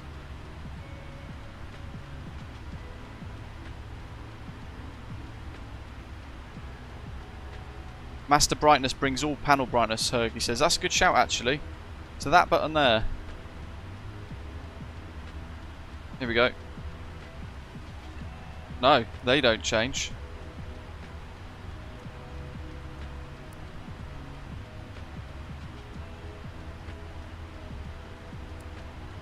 Interesting. So that didn't do it either. See, in short, I don't think you can. How strange. That might be something that's worth raising as a ticket, Flight Tim, with PMDG. See what they say. Ram says that the white switch is at the bottom. No, I mean they were clickable, but I don't know what they were for, and I don't want to click random things unless I know precisely what they are for.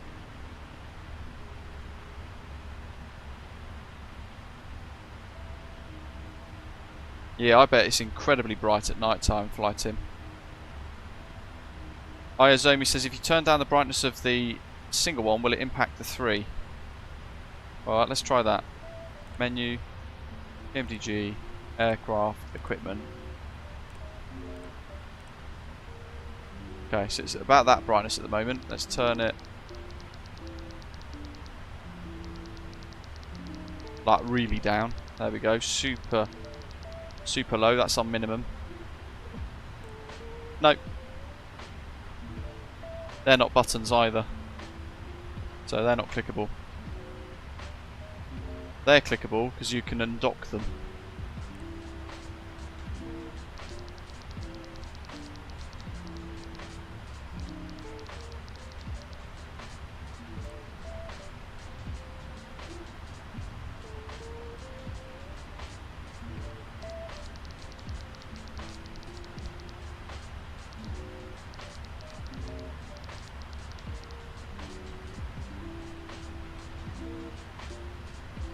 Dylan says it's at the bottom left labelled panel brightness. The inner dials need a lot of rotations to actually...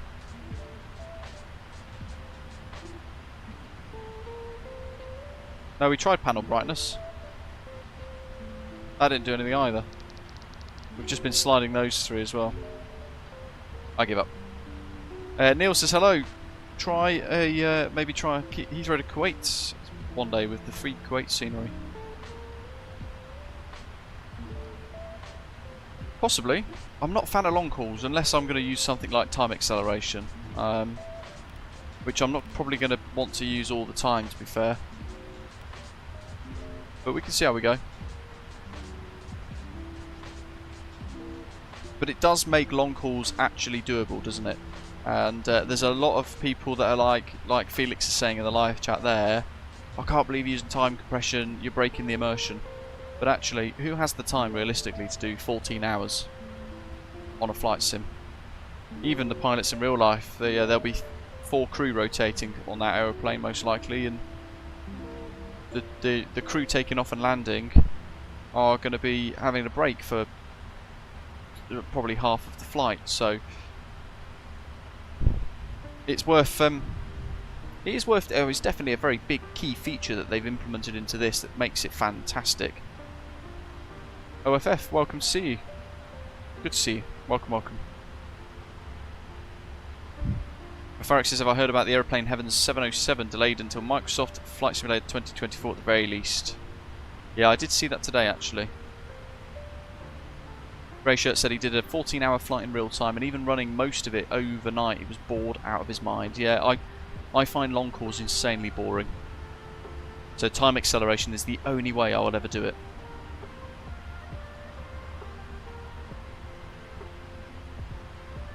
And it still means you can rack up the miles, but not spend 14 hours turning your room into a furnace with an RTX 4090.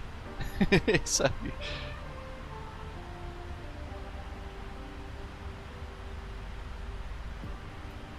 yeah, having used it, I definitely don't think it's an immersion killer. Step climb coming up, 3.6 auto. I wonder if it'll work this time, because it didn't last time.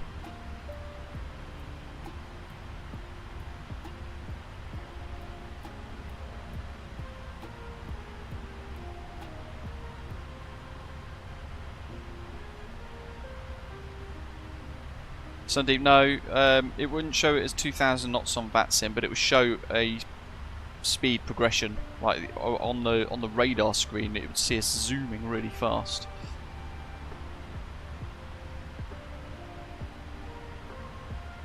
Yeah, it's the same with us, Grey Shirt, but the hours don't match. What it would do is actually log the real flight time from your actual flight, if that makes sense.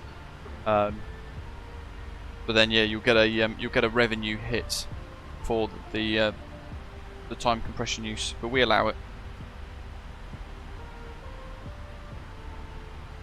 Grey Shirt said he's also had an issue with step climb and time compression, which is again why you can't just walk away from it. What I'll do is when we hit step climb, probably have to pop the 360 button in there again to trigger it. We'll see what happens.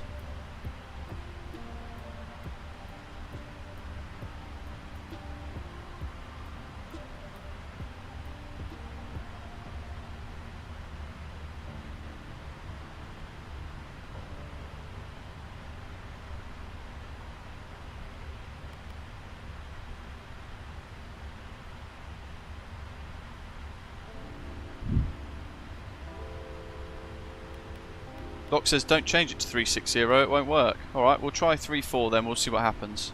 It has to stay at the current flight level.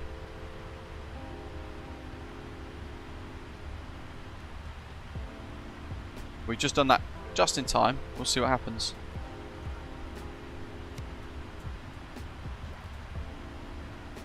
Hands are off. Oh look, there we go. Yeah, it did work that time. My night shift brain's affecting me. Up we go. And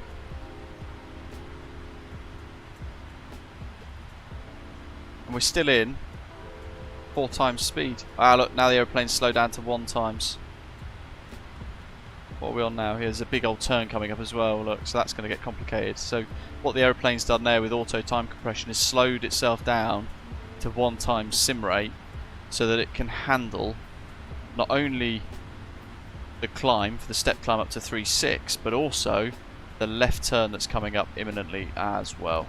And then we're also now prepping for the step to 380 in about 2,000 nautical miles. So we're almost levelling off.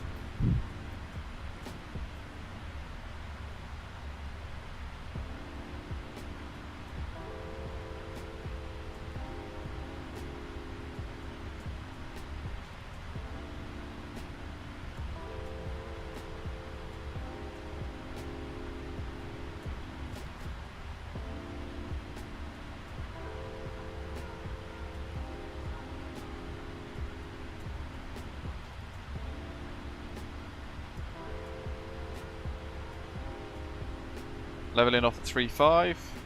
See what it does with the sim rate again. 2 times. 4 times. Really, really impressive.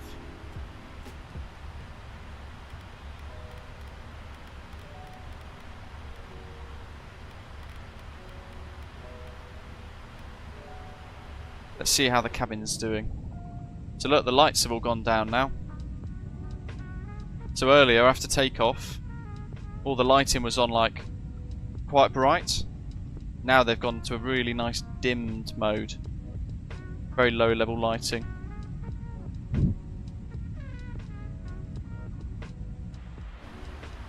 Pretty cool.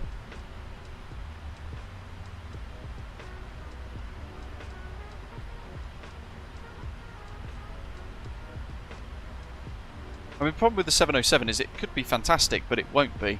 Look how good the A320neo version 2 could have been, and Eevee still made a horrendously crap aeroplane that is very blatantly a default aircraft still, with very little better kind of improvements.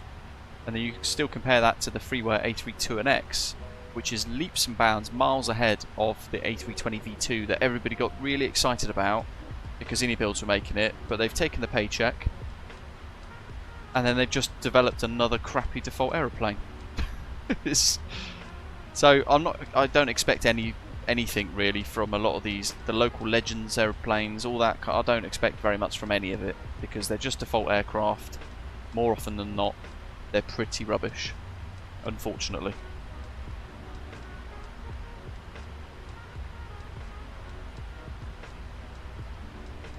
But what I love with this is the fact that, where are we now? Let's have a wee look. I'll get it up on Navigraph. How long have we been streaming for now? 1 hour 55. So we're airborne for an hour and 30. Remember, this takes 10 hours in real life. We're already a third of the way there, which is pretty cool.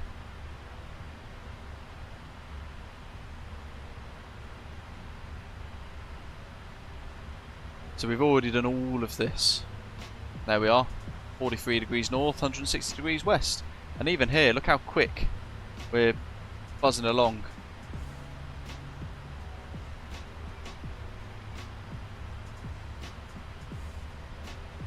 And now we're into some high level clouds.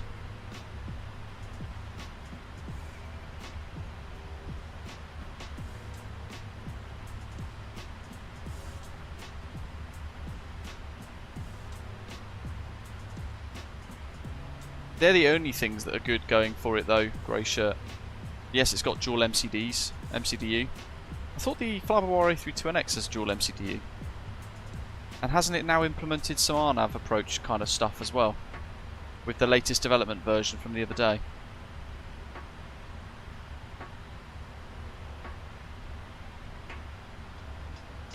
Oh, this is cool, look at that.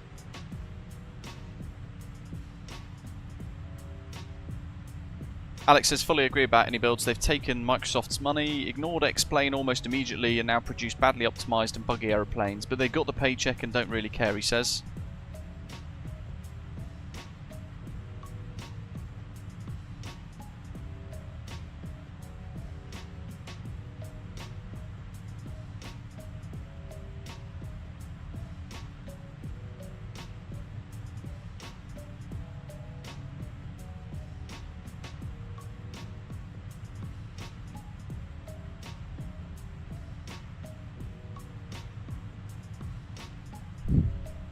But again, people cream over it, and I don't understand it. We should be kind of pushing back with some of this stuff, going, hold on, we can't pretend this is great when it's rubbish. FSS E-Jets, prime example. You compare that to some aeroplanes like this is just spectacular.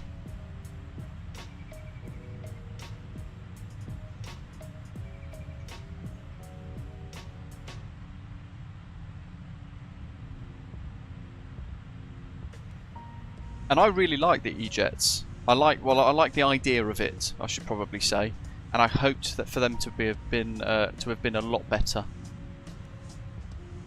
But what they've done is they've fallen flat on their face and they've broken their nose because they haven't developed anything beyond a default aircraft with some really crappy systems.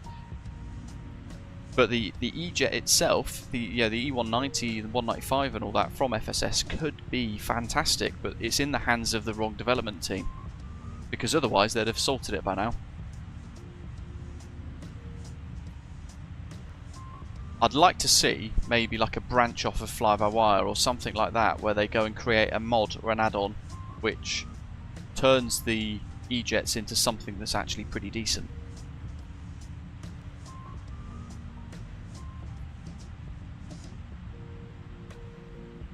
Fair enough, grey shirt. Fly-by-Wire says it's got still MCDU, single, and no RNAV. Vertical guidance, but it still does do half of an RNAV approach, if that makes sense. Which in most cases works well enough, doesn't it? Yeah, that's going to be great, isn't it, Iazomi? The Just Flight RJ Professional to release. That's hopefully coming quite soon. That's going to be really, really good. I flew the INI A320 V2 once, grey shirt, and I vowed never to fly it again because it just felt like I'd gone back to August 2020 in the default A320 with a couple of tweaks and improvements, like I said, but so far from the mark as an overall package that I was just, yeah, I don't want to fly it ever again. I thought it was actually pretty terrible overall.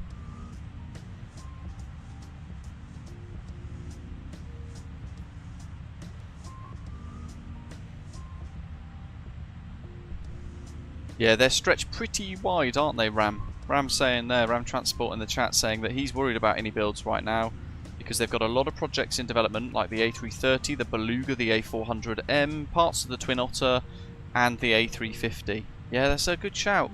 Plus, on top of that, they're still having to maintain the A320 version 2, the A300, the A310. I don't know how big they are. But again, pump them out, make more money. It's all business, isn't it, at the end of the day, and we're the customers.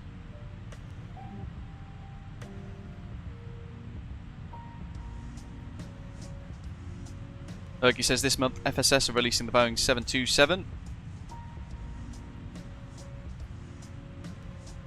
Yeah, they've probably gone with that because, like you say there, it doesn't have a VNAV. So, Nicholas, because we've accelerated the sim time to 4 times, otherwise we're going to be doing a 10-hour flight. What we're doing is a 10-hour flight in about 3.5 hours instead. It's one of the big features of the 777.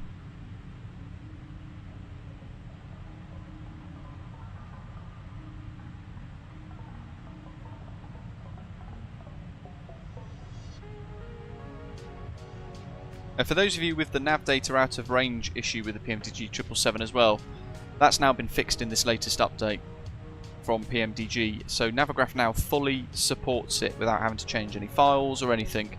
So with the latest version of the PMDG 777, you can go to the Navigraph hub and reinstall the nav data, and it will be all up to date for you. And PMDG now have pulled all their P3D products from the store. Lucid, it does, yes. We discussed it earlier on. So if you're tuning in, wondering can you use time acceleration on VATSIM, yes, but ensuring that you remain within the rules. There is a section in the rules that basically, as a summary, says that if a controller will come online, say now, we would need to go back to 1 times normal speed and then speak to the controller and get their permission to use time acceleration first. If they then say no, then we can't use it. So the option there is disconnect off the network entirely to use the sim acceleration, the time acceleration. However, if there's no controller online and we're on Unicom, providing it's not going to impact other people, then yeah, you can use it.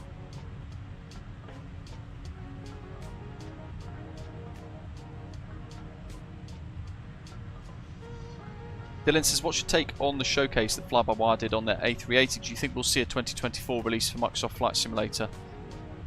I don't know, mate. Oh yeah, I really don't know. I think it looks fantastic, and it's a stunning aircraft anyway. I'd be really keen to get my hands on it. Hopefully get the chance to maybe preview it to you guys. I'm not sure. Hopefully having helped Fly-by-Wire in the past with QA testing and things, and sort of stepping down, hopefully I think at least still with some good vibes between the two of us, I'm hoping I'll get the opportunity to be able to preview the A380 at some point in the future, but we'll have to wait and see. I would absolutely love to bring you guys some content for that prior to its release, but I don't know when it is going to release, that's the thing.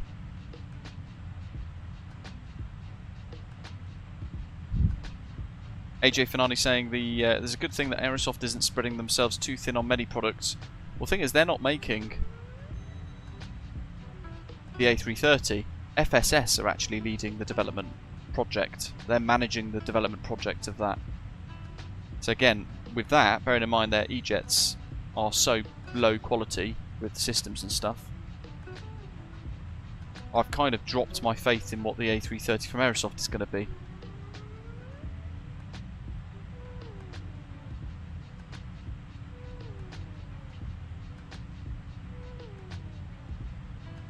Not saying that it would have been cool for PMDG to just offer the P3D products for free. Yeah, but then they've got to pay to host it on the website and manage the downloads, and it's got all the costs around still maintaining all of that. And yeah, if I was a business, I'd probably just pull the plug on a sim that's, to be honest, let's face it, becoming redundant. James is still waiting for the PMDG 737 MAX 8 himself. That would be pretty cool.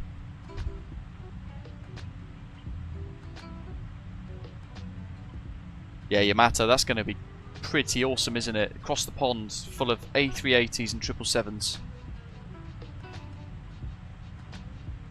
Personally, I would do it in the 777 because it's quicker than the A380, isn't it?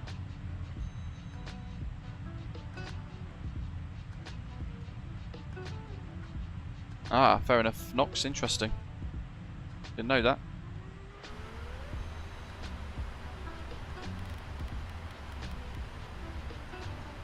Let's do GoPro cam for a little bit, shall we? Let's watch that world sail on by.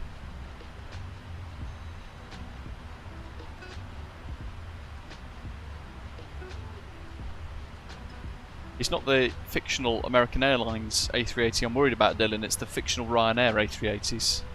That's what I'm worried about.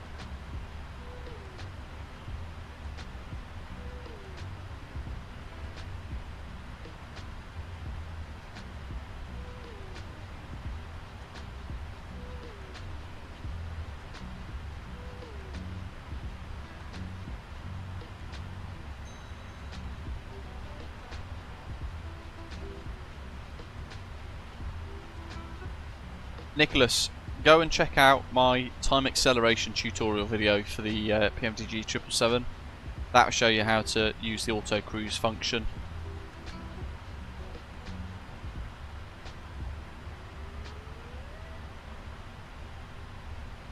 And it's a video that's only a couple of minutes long, so you can go and have a little look. That'll answer your question in detail, and it will show you how to do it, and then you can pop back to the live stream.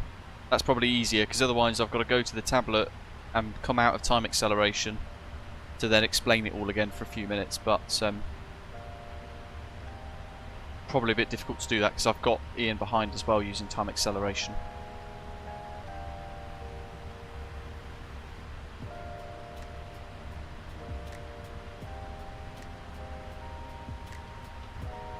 Yeah, the A380 is not a remarkably stunning aeroplane, is it? Let's face it. When you compare the A380's looks against the A350-1000, the styling and the design, it's a whole different level on the A350, isn't it?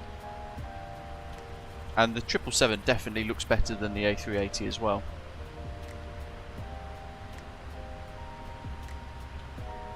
But the A380 is unique, and the British Airways livery for the A380 looks fantastic. So does the ANA kind of turtle liveries for the A380. They're really nice as well. But beyond that, yeah, I'm not a massive fan of the design of the A380. Still to this day one of the best aeroplanes I've ever flown on though. In real life, and operated on as crew.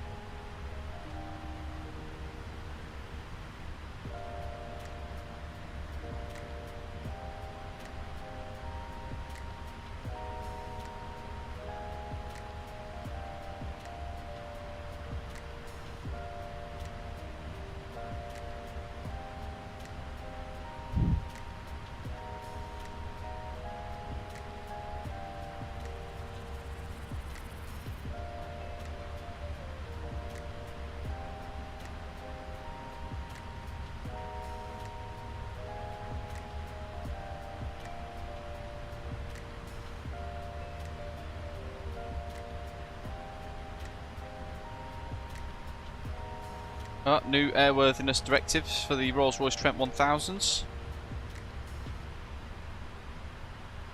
According to EASA, Rolls-Royce has identified the possibility release of the high-pressure compressor or HPC mini-disc anti-rotation block into the HPC assembly stage 5 and 6 discs, and the cone rotor rear shaft, also known as the HPC rear drum. So 8 different Trent 1000 engine variants are affected by the airworthiness directive.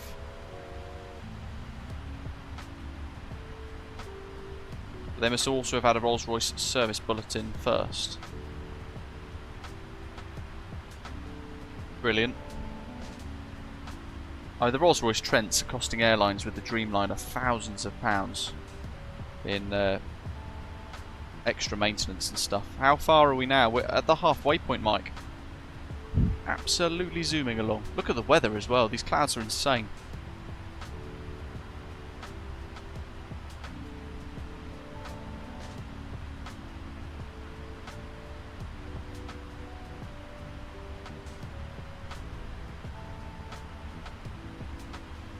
Ian says the A380 is the only current airliner he's not flown on yet. I'm looking forward to seeing the A350s from Japan Airlines at Heathrow RAN. I'm hoping they come soon.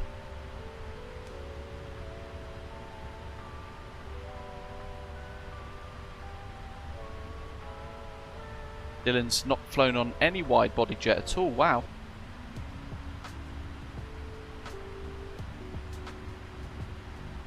Mike, do it. There's a couple of Osprey Airways Boeing 777s sat at Princess Juliana in St Martin for a good little long haul, which you can use time acceleration on should you wish. Weather radar's picking up a whole load of nastiness on the right hand side there.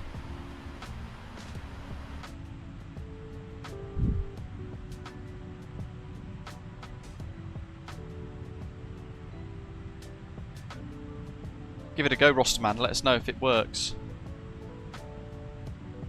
Hergy, exciting. How long are you going to Japan for?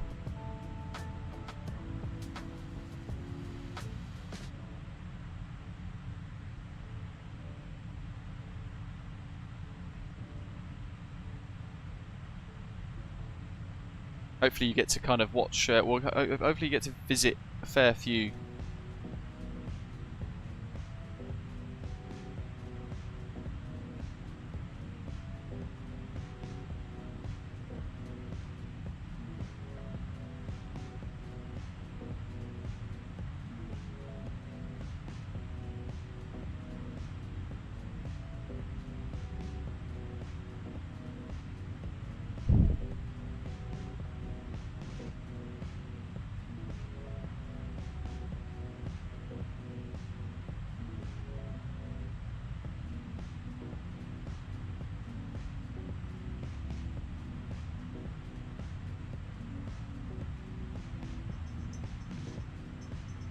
Soaring Bird, we've known for the last year and a bit that PMDG are working on the 747, mate. Be wary of clickbait videos as well. Some people rehash some old stuff and make it sound very new and exciting when actually they're just trying to get ad revenue off us all. PMDG already developing the 747, Dylan says, yeah. And after the MAX as well, don't forget, I think, from what I understand, time frame wise. So it might be a couple of years away yet. Image Seeker says maybe someday Aerosoft will update the CRJ. It's unlikely though, isn't it, mate? To be honest, it's almost like they've abandoned the whole thing, which is sad.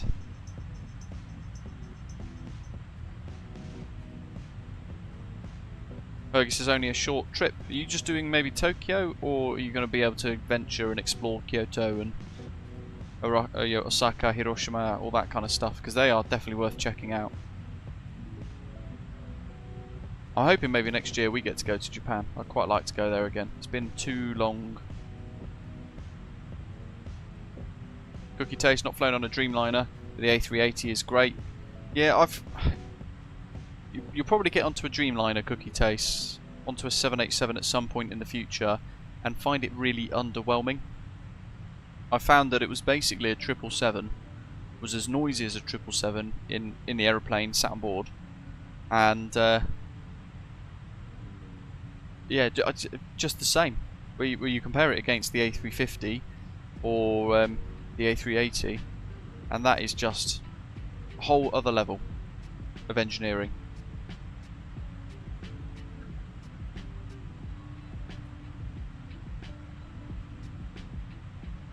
Only Nagoya. Interesting.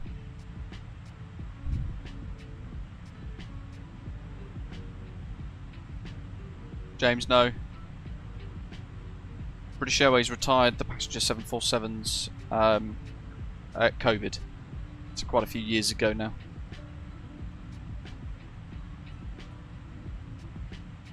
Oh yeah, commentator, I can't even find a flaw with Japan. It's just stunning in every sense. If you don't like fish, then you might get a bit tired of the food.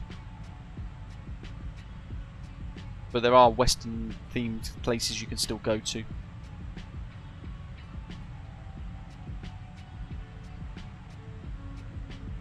Yeah, but Dylan, this is the thing though, if you actually go on to one, so you said earlier you've never flown on wide bodies, you'll probably find the 777 is a great aircraft. It's a workhorse of the long-haul world, really, isn't it? But the A380 is just miles better on cabin experience, pressurization, comfort, how refreshed you feel at the other side. The noise as well is a lot quieter, so it's more pleasant during the flight. And then on top of that, then you look at the A350 and you compare that against the 787, and it just makes the 787 look archaic. So from an actual experience wise, you'll probably find that you'll try them at some point and then you realise how rubbish a lot of the newer Boeings are. They're just desperately trying to keep up with Airbus, who are just running away with the competition and advancing the technologies really well. And Boeing are just too busy messing everything up and making dangerous aeroplanes.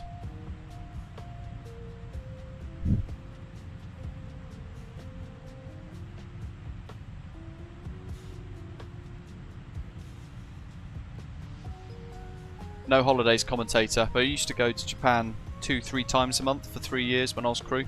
I'd specifically bid for it as a trip. It's stunning. Only ever gone to Tokyo though. We were meant to go, just as COVID was all easing off, we were meant to go to Japan for my other half's 30th a few years back. Planned it all, had this mega trip ready. We were going to go spend a few days in Osaka, primarily stay in Tokyo, go down to Hiroshima and all that, really explore, but never been able to actually. Never got round to doing it because the borders were still closed in Japan. Ashley says, having been a passenger on the wide bodies of the 777, the 787, the A330 and the A380, hands down the A380 was the best comfort and experience of the lot. Yeah, I'd agree. And bearing in mind the aeroplane is twice the size of most others, I don't know how Airbus have pulled it off, but you're most comfortable by a long shot. I haven't flown on an A380, I've only been into one on the ground, but I'd really love to go on an A350. The A380 I've flown on loads, brilliant aeroplane. Yeah, but Dylan, when you're sat on it, comfort is more important than the looks. Lots, welcome aboard.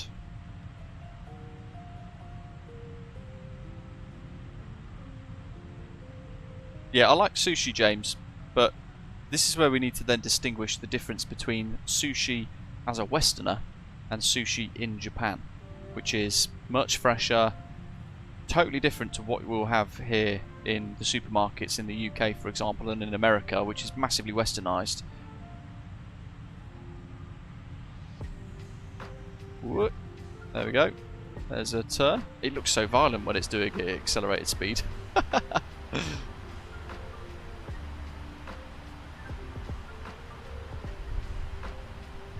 Alberto, welcome buddy. How are you? How's Chile? Good morning to you. I could do Heathrow to Santiago now with time acceleration as well. Or the other way actually, I could do Santiago to Heathrow with the LATAM R2D2 jet.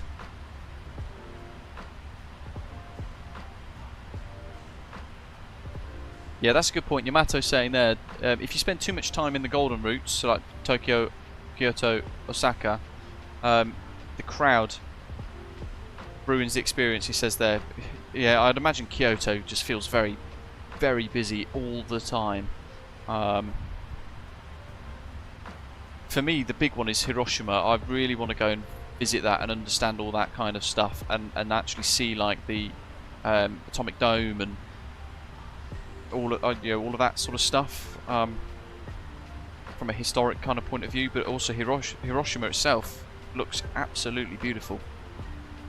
Matthew, good morning, mate. Time acceleration is a game changer, he says. Absolutely.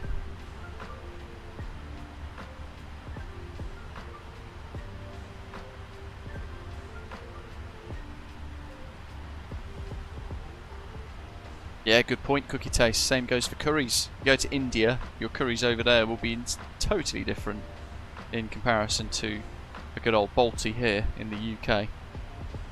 There's the reminder of the raffle, folks. Last 2 days, less than 48 hours left before the raffle closes. Let me check in on it actually, see how many tickets we've got issued. 19 tickets, so there's a 1 in 19 chance of winning.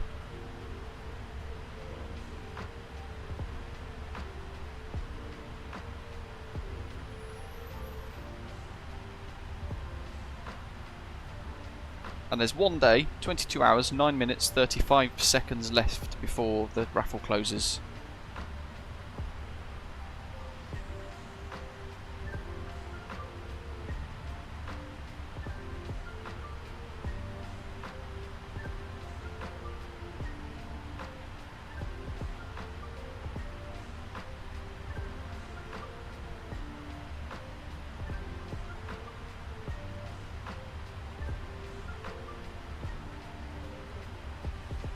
Winning what, Alex says?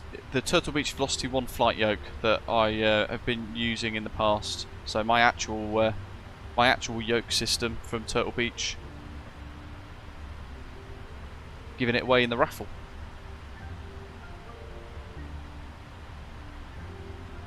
Oh yeah, short haul stuff, Dylan. Yeah, the A320 is leaps and bounds ahead of the 737 family. And bearing in mind, they were developed roughly around the same kind of times. The A320 seems massively more modern and more advanced. Which again, yeah, says it all. Maybe, in fairness, actually, if I'm being really brutally honest with Boeing, I think the Boeing 777 was the last decent aeroplane they ever made. What do you guys think? Because I don't think the Dreamliner is very good at all. Having flown on one, I thought it was a piece of crap. I think the 777 was probably the last decent aircraft they ever made.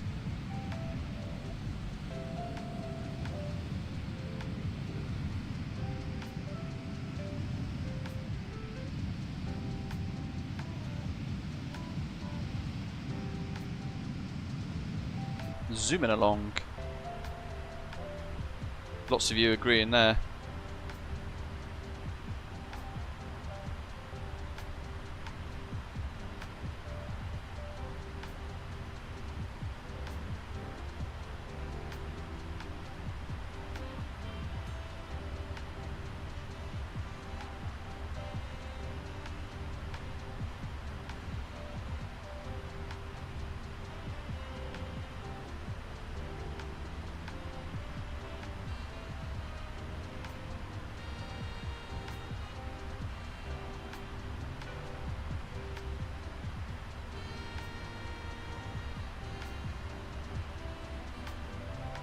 Rosterman, what's my favourite aircraft in Microsoft Flight Simulator?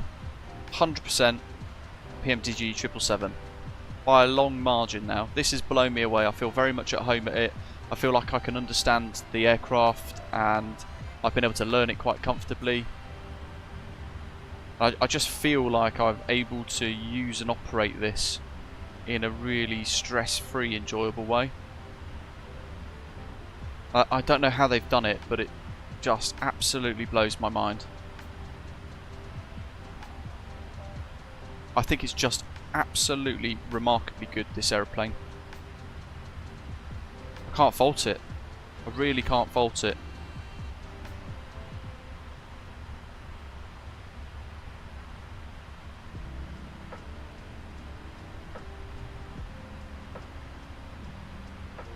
Commentator says there, fair point. The 777 continues to be a great success for Boeing, but I know the Dreamliner has had lots of issues. That's when they started to crumble, become a bit of a profit-hungry company, indeed. Matthew saying the problem with the 777 and the 787 is the cabin layout. The pencil pushers, aka the accountants, put in the aeroplanes. Our 777s have the narrowest seats in our entire fleet, including the RJs, which is completely backwards. Wow. Yeah, 10 abreast seating. Now that's trickled into the UK as well. So British Airways have refitted a lot of their seats now in the long haul jets to 10 abreast. Not a fan. Personally, I try and book my flights far enough in advance to at least sit in premium economy, because you have that bit more of a bit more space around you, that wider seat, better food, that kind of thing. Sundeep, enjoy.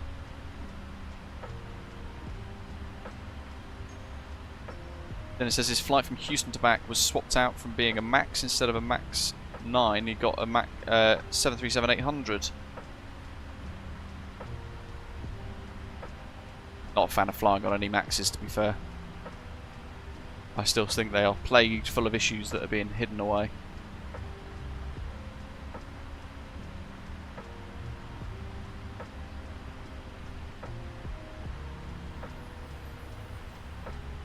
Yeah, that's another part of it, isn't it, Matthew, there, saying that he personally likes flying the Boeing aircraft more than the Airbus ones, as a similar preference for himself. I'm the same. Because it's more involved, isn't it, and you have to do a little bit more work, I much, for a sim experience, I think this is much better anyway compared to Airbus, as a generalisation. A little bit more to do. Yeah, the A380 economy is pretty good commentator, like you say there, in British Airways, but not necessarily in the upper deck because the limited cabin overhead locker space and all that sort of thing. That's 343, isn't it? So still 10.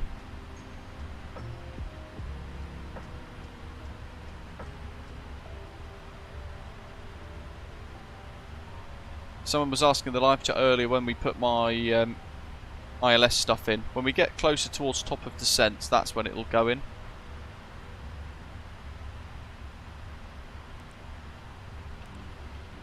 We did the first forecast. I'm going to load that in now. Jolly good.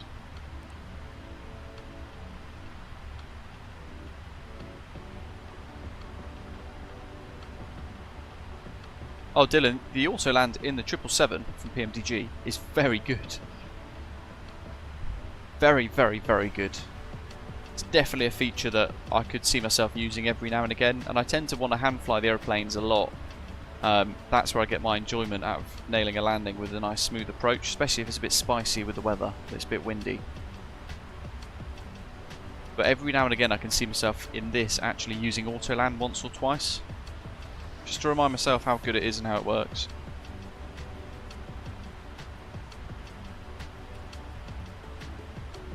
Yeah, it's quite consistent, isn't it, Dylan? Like, consistently good.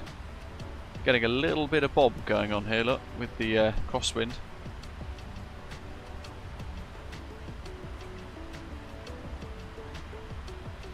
Have you seen the news about the Airbus A380 as well, folks?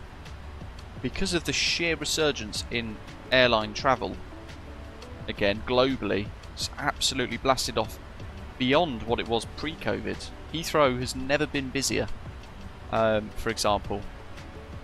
So travel is back with a vengeance. And because of that, Airbus have now come out and said that they would consider reopening a production line for the A380. They've said it's not off the table. So if there's demand for it from the airlines, we might see it come back. We might see the A380 return to the production line. And I'm all for that. I think that has to happen. I know some airlines like Air France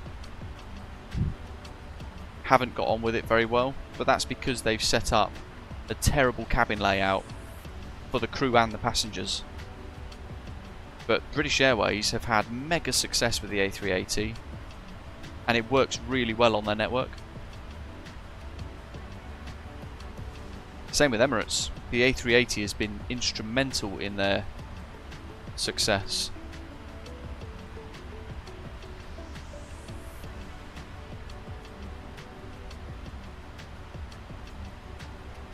I don't think we'll ever see American airlines, Dylan, have the A380 if it ever came back. I can't see American Airlines, Delta, United, any of them buying the A380. For the simple reason that being that I don't think the American government will allow it. I think lobbying will get in the way.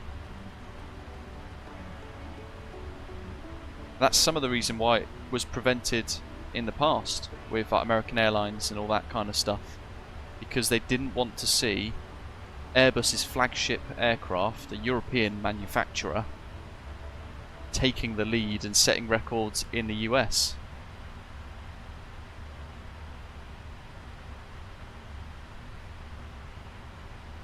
And if all the American lobbying preventing a lot of the carriers over there getting the A380, that some of them were interested back in the day, then we probably would have had more A380s sold.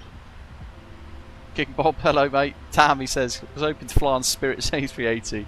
Could you imagine? At least there'd be cheap seats.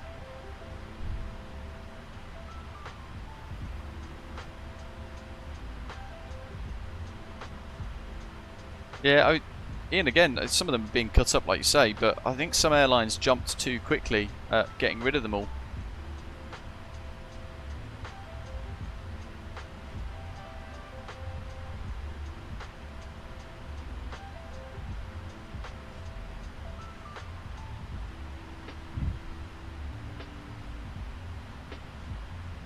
Krusty Krab, it struggles. I've tried flight control replay with the 777 and it all gets a bit messy and it thinks you're flying final approach at around, 800 knots.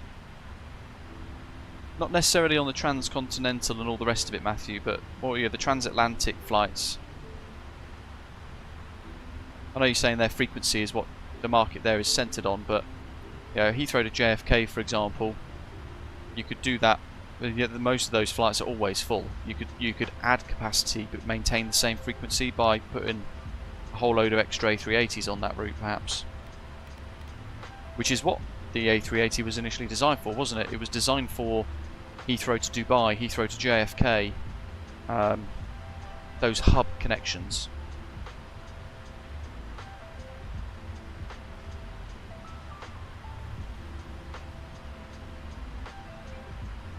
I don't know, Dylan, when I was initially booked to go to Flight Sim Expo, I was going to fly in from Heathrow to Phoenix on the A350 and then connect on to Vegas with Southwest, and they put me on a 737 MAX. It was initially a 737-800, but then it changed a month after I booked it.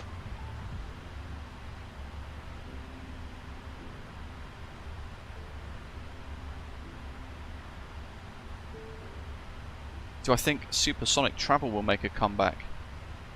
No. I think Boom is a bit like Tesla. Some mega rich people with some grandiose ideas. But I think in reality, I don't think we will ever see it flying with an airline's name on the side of it.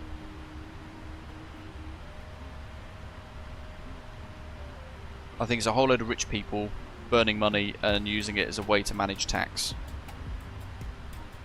Being cynical. Plus, you've got the whole green stuff, haven't you? You've got the the big push to make aviation sustainable and environmentally friendly and all that kind of stuff. Net zero policies for governments and all that sort of stuff. And then we're asking airlines to purchase a supersonic aircraft that's going to burn tons of fuel super quick. I can't see it myself. Same with Global Airlines. They've purchased a China Southern A380, haven't they? An old A380. And they're getting it all refitted and all the rest of it. I'm not massively convinced that they're going to ever actually fly a complete line flight. I was saying there, James, actually, bringing up Global Airlines there as well at the same time. James there saying, what are your thoughts about Global? They want an entire A380 fleet. I can't see it working unless Airbus do bring back the A380 production lines. I can't see them ever having a service that works. Oh, that's a bit messy.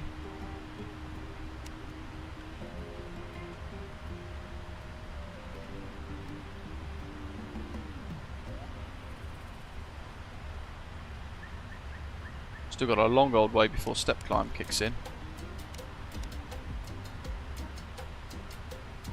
We'll just go through it. What's the worst that could happen?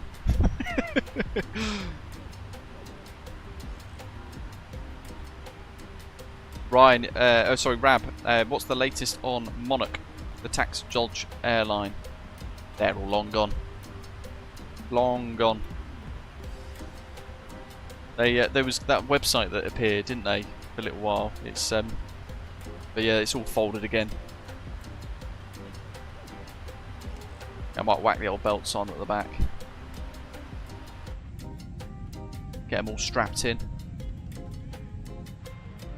Might get some good wing flex though, at 4x sim rate. Matthew says there's no economic advantage to supersonic flight. I agree. No one is going to pay 3 to 4 times more to cross the pond, save 3 or 4 hours. Yeah, absolutely bang on. It's just not feasible, is it, in that sense either. I know you'll get a couple of people pay initially perhaps because of the excitement, if it ever works, if it ever happens. I don't think it ever will. But even if they roll one out in a Delta livery or whatever it is, it's United, isn't it, that have paid a load of money already. If it ever rolls out in a United livery, you'll get a couple of people pay to have one flight with it. Yeah, it's the hype and the excitement of supersonic travel coming back. And then they'll look at the price and go, well, actually, I can do that flight for £100 and something, and it takes an extra 4 hours instead of £1,000. I'll do the longer flight. Because I wouldn't pay to go supersonic at 4 times the cost. Absolutely not.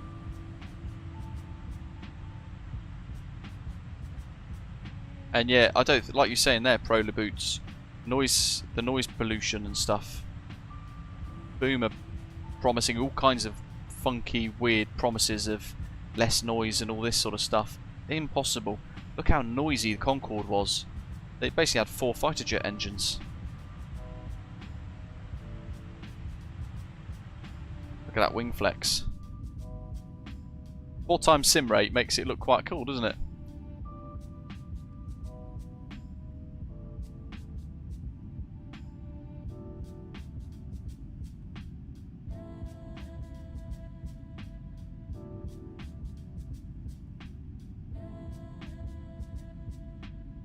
Look at the strobe. It's insane.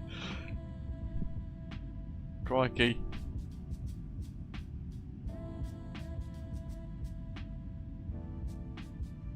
Clipper, yeah, I've only got really good things about them, to be fair to say. Bit biased because I used to work for them, but they didn't treat me as a member of staff very well, of course. But they're pretty much the only airline I fly with, even to this day. It depends on what crew you get on the day, naturally, and what aircraft you're on as well. But certainly the service is getting better again. They had a few years where the service and the polish that they used to offer got washed away a little bit, but they're now, under the new CEO, really bringing a lot of that back. They're improving the catering massively enhancing the in-flight entertainment experience and all the rest of it. Really good. I've never had a bad experience of it, to be fair. And actually, in a few occasions, they've helped me out massively. If you ever get a chance to fly with BA though, Clipper, and you can afford it, and the route works, fly on the A380 or the A350-1000 in business class.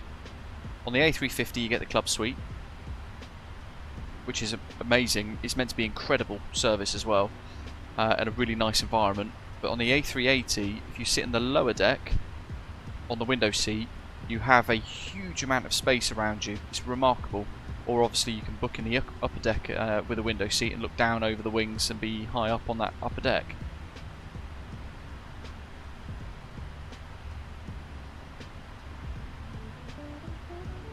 And yeah, premium economy with British Airways is what has made other airlines start to enhance their premium economy offering.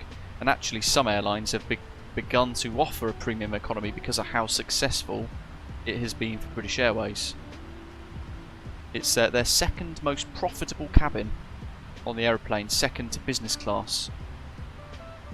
So the most profitable cabins for British Airways is business class, then premium economy, then first class, and then World Traveller. Ah, Cookie, I've got shares in them as well. But I don't get any discounts on flights. Unless you know of a way to do that, then I'd be really interested in you telling me via DM. I've got quite a few. I went big during COVID because I knew they would never go bust. So I put a whole load of savings into shares with BA, which have massively bounced back since.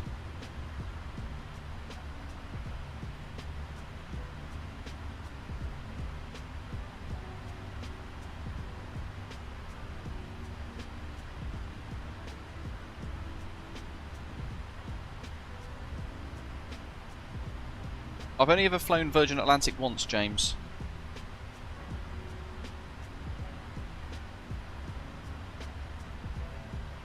But, albeit many years ago, like 15 odd years ago, part of me was like, I'm never doing that again, because we got delayed massively, and they mugged everybody off.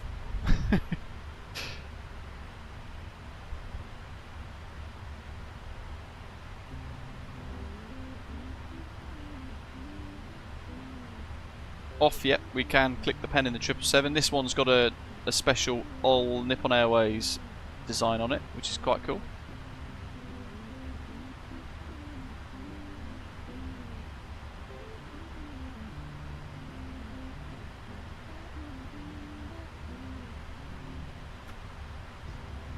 The one thing with Virgin Atlantic that worries me is a lot of people forget how small that airline actually is. It's really tiny in comparison to British Airways. So when something goes wrong, Virgin have got very limited ability to get another aeroplane organised really quickly. So when things go wrong, it tends to go a lot. It seems to go a lot. God, I can't put the sentence together properly. It goes wrong quite quickly with Virgin, it seems. Whereas British Airways, it will go wrong, but they've got the flexibility with the aircraft to go, right, okay, that's fine. Well, that 777's just broken in Barbados. That's going to affect this flight back at Heathrow tomorrow, so we're going to get that one out of maintenance quicker, finish the work on it, and we're going to get this aeroplane here sent out to Barbados to pick everyone up. And they seem to have the ability to resolve stuff easier because of it.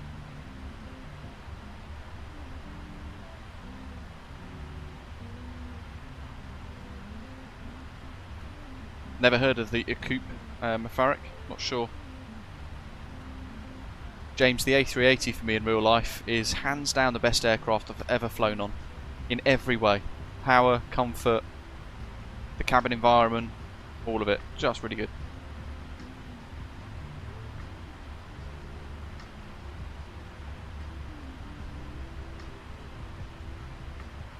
Oh yeah, that's bad, commentator. That's a bad experience and a half. Yeah, that's better, Ashley. With Virgin, when it rains, it pours. Thanks.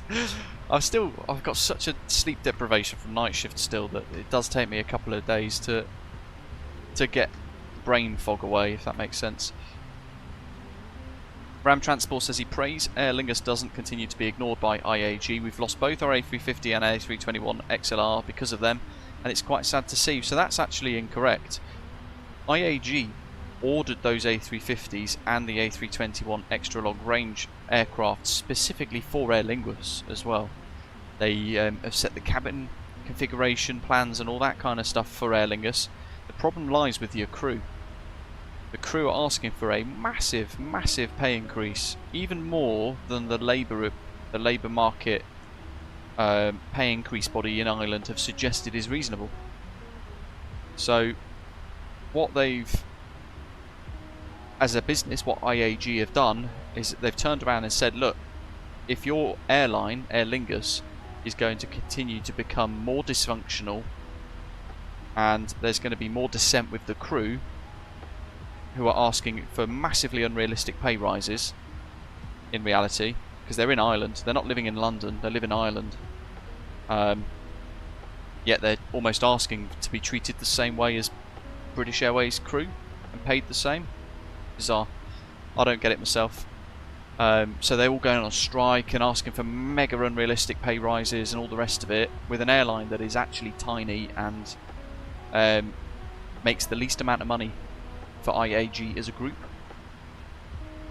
IAG naturally has turned around and said, well, you know what, if you're going to behave that way and you're asking for unrealistic things and all of your crew are unhappy and threatening strike, and they're threatening to ground the flights with strikes with Aer Lingus, IAG have naturally just went, well fine, you're not going to have any of these new aeroplanes then, we're going to put it somewhere else within the group. So British Airways are going to get a whole load of extra A350s, as is Iberia, and the A321 XLR, they're probably going to end up with Iberia, Vueling,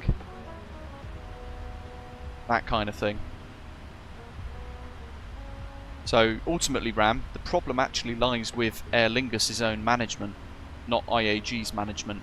And that's where people are getting a bit confused and, to be fair, somewhat misled by the media as well.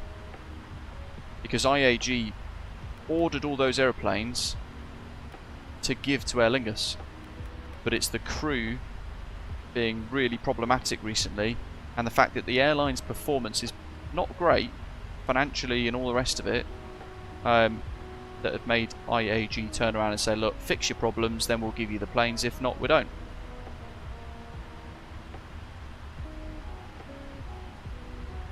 Ultimately.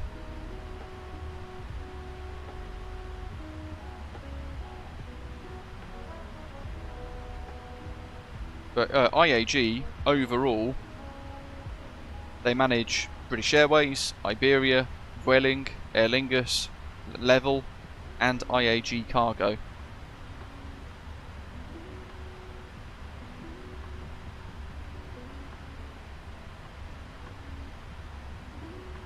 And if I'm just going to Google profits within the airlines for IAG, here we go. Oops. That's behind a paywall, of course it is.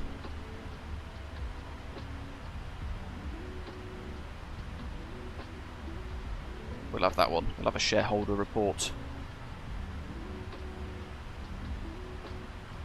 In fact, they mentioned that in the shareholder report, taking the XLRs off the off Iberia because of problems with crew.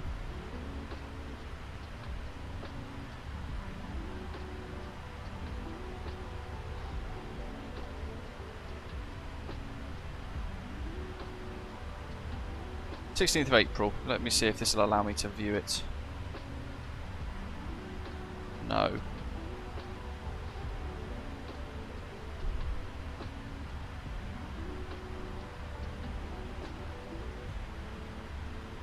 I'll work out to find out without paying for access to view the thing.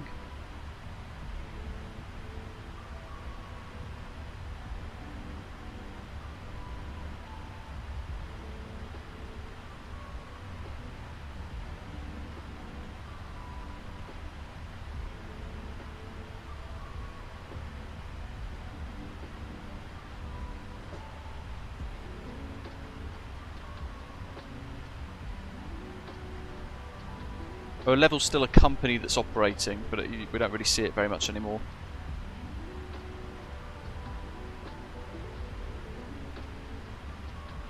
Trying to find... There we go. So, capacity operated by airlines for the 3 months to March the 31st, 2024.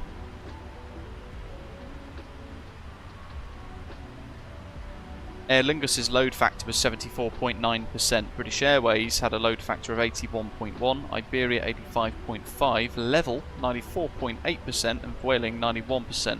So there, in capacity, Aer Lingus is the lowest operating, or the lowest numbers and stuff.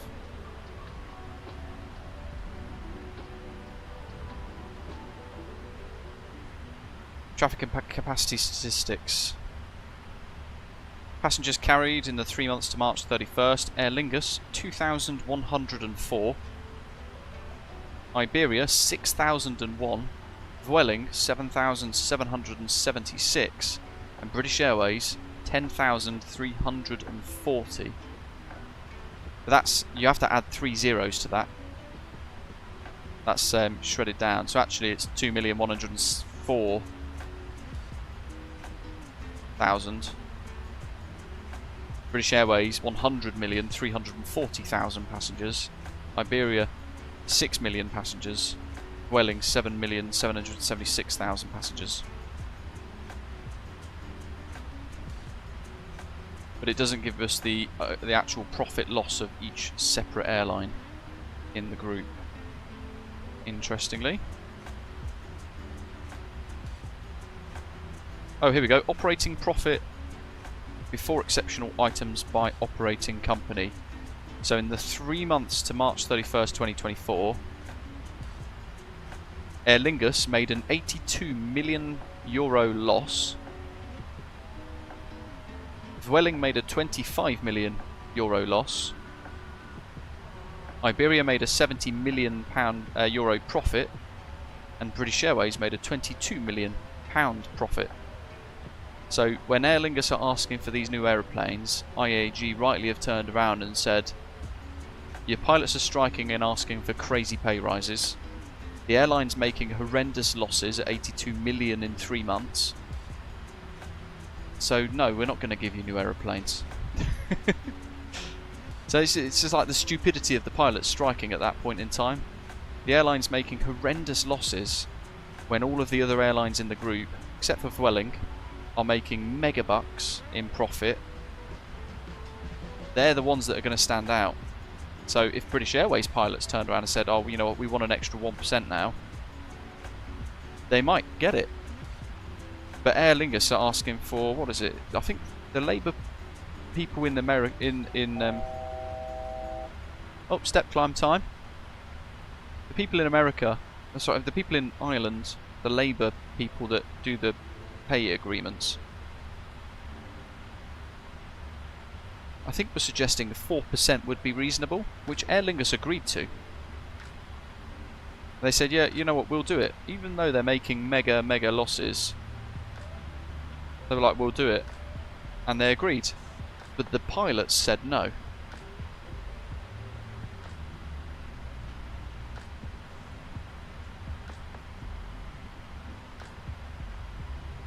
Pilots are demanding a 24% pay rise.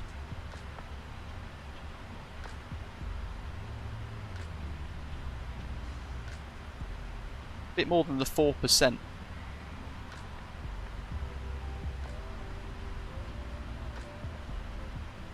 How can you justify a 24% pay rise when you work for an airline that's hemorrhaging cash and actually destroying all of the good profit that the other airlines in the group are making? So far, they've cancelled 270 Aer Lingus flights. I mean, if they're not careful, what they're going to end up finding out is probably IAG are probably already having discussions at a really high up level of shrinking Aer Lingus even more. And that's one thing that RAM Transport there, you're chatting about Aer Lingus and stuff, saying the A330-900s might be a better fit. They're not going to get a single aeroplane from IAG until they make profit and they solve the problems of the pilots striking.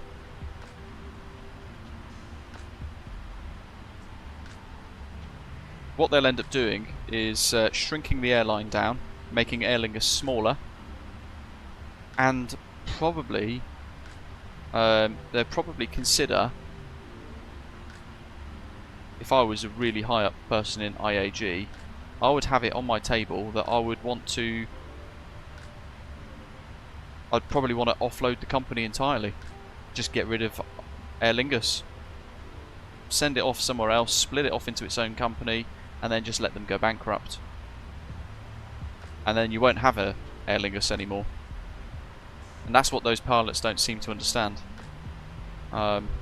Crazy. I don't know. Aer Lingus is an absolute mess. They're probably one of the main reasons, by the way, that is why the share price for IAG is so low. Because of how messy Aer Lingus is. Cutting their nose off to spite the face, fly Tim, yeah, pretty much. Higher education sector, MC saying he's getting 2.3% this year, which would probably be quite frustrating if you then find out Aer Lingus pilots get 24%, right?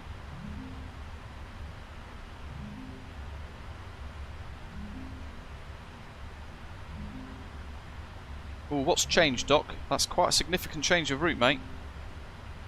Oh my goodness. Look at where we are. I've just realised. Wow. We're almost there. Time acceleration is a game changer. It's literally just face down, deep in reports about Aer Lingus and reading up various things. Realise we're almost there. Cookie says, I never really understood why Aer Lingus was brought into the IAG family.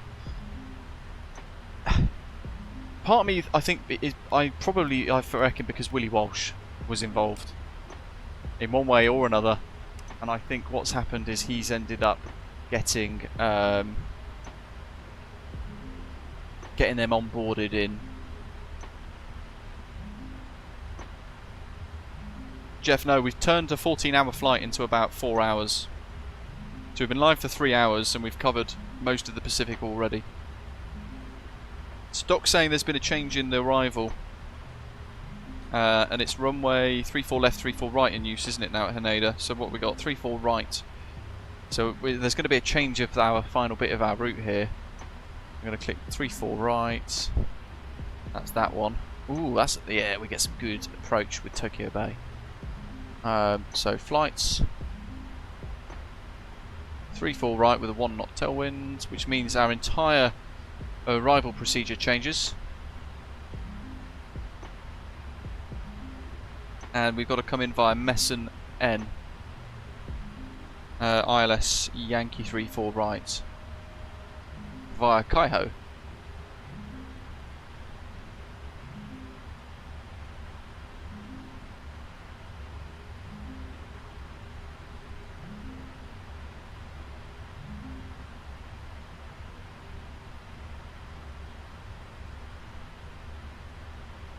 So I've got to find the charts here, because it's a night arrival which Navigraph doesn't automatically pin.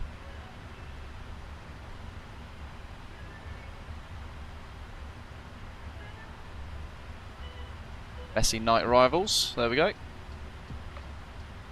Via Kaiho, which is going to be that now.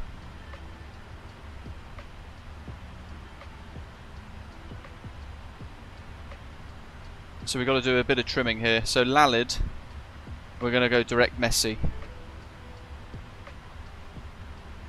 Although Doc's given us an extra bit of route here. He's got Yankee 804 to Inubo, Yankee 108 to Messy. But for the sake of simplicity, what have we got here? Well, Inubo's there, which is Choshi VOR. So we go Lalid Yankee 804. I hope this doesn't break the aeroplane. This is going to be one heck of a test now, folks. Lalid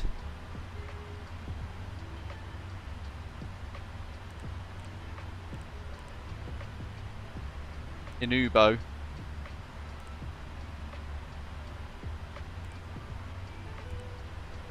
Then Messy.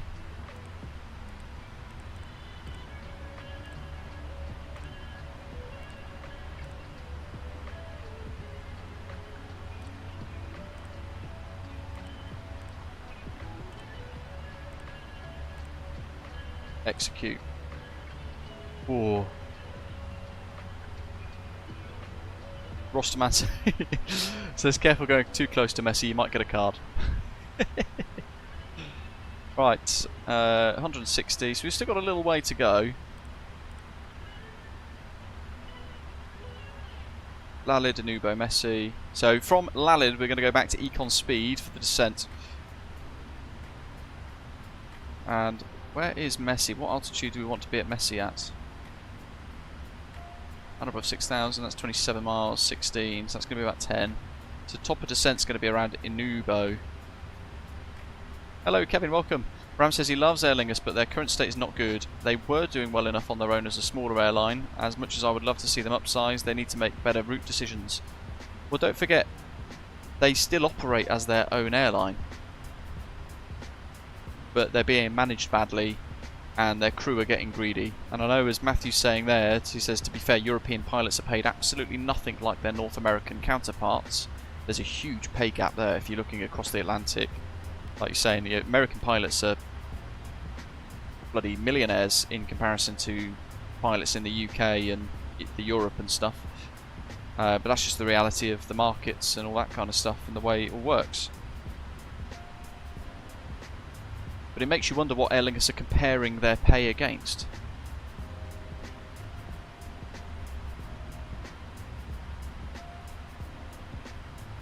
Because if they're comparing it against unrealistic figures, you know, if they're comparing it against the pay of British Airways crew in London, or they're comparing it against the pay of a captain of 20 years at American Airlines, then yeah, that's unrealistic.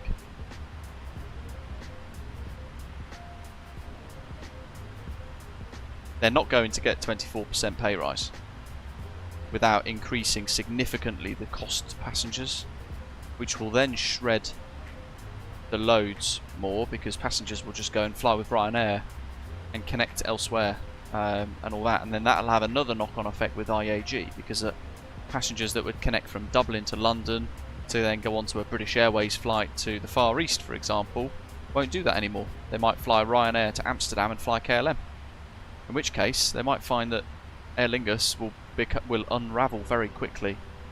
Very, very quickly. I don't know, what do you think, Cookie Taste? You're a long-time shareholder of IAG, like I am. Not I haven't held them as long, but what are your thoughts on that? Stan, yes, you can use time acceleration on VATSIM, providing you're on Unicom and it's not going to adversely affect the flights around you. And you've got to be ready to turn all of it off again if air traffic control comes online. Yeah, if I got 24% pay rise, MPS Gaming, I would be absolutely buzzing. But I know that's never going to happen. Let's pull the meta in the live chats.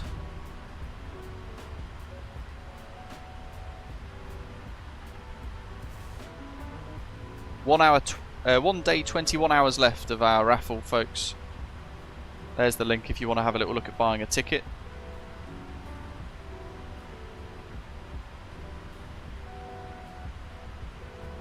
Yes, 4 times time compression. No, you can use automatic step climbs, Stan. We've done 3 step climbs now. Actually, we started at flight level 320, so we've stepped to 340. Then we've stepped to 360, now we've stepped to 380, so we've had 3 step climbs in this flight already. And it's doing a remarkable job. It's really impressive. Buzzing along. Oh, look! Hello! Who's that? Someone's just flown the other way. Using time compression as well. It's zooming along. That is William flying United 862 from Hong Kong to San Francisco. And look at that! It's as if by magic we're almost there.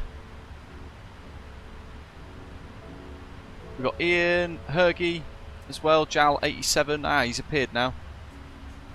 Ah, stunning screenshot, mate. Well done, that's pretty good. Japan Airlines as well. I really want to fly with them one day. They're meant to be spectacularly good.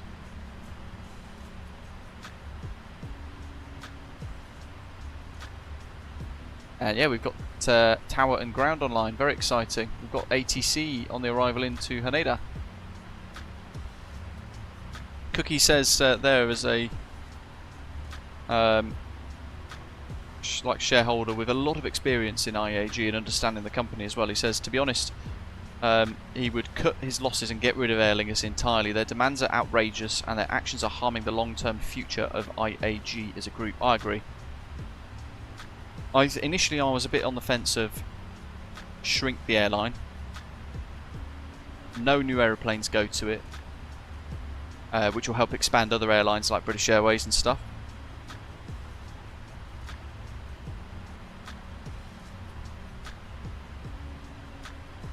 But yeah, the more it drags on, the more I'm on the fence of just split it off, get rid of Aer Lingus as a company, let it form its own demise and collapse. Crack on with bad management and greedy pilots, and let the rest of our IAG actually be successful. In fact, I'd shred it, get rid of it, and that would probably allow them to buy Air Europa easier as well.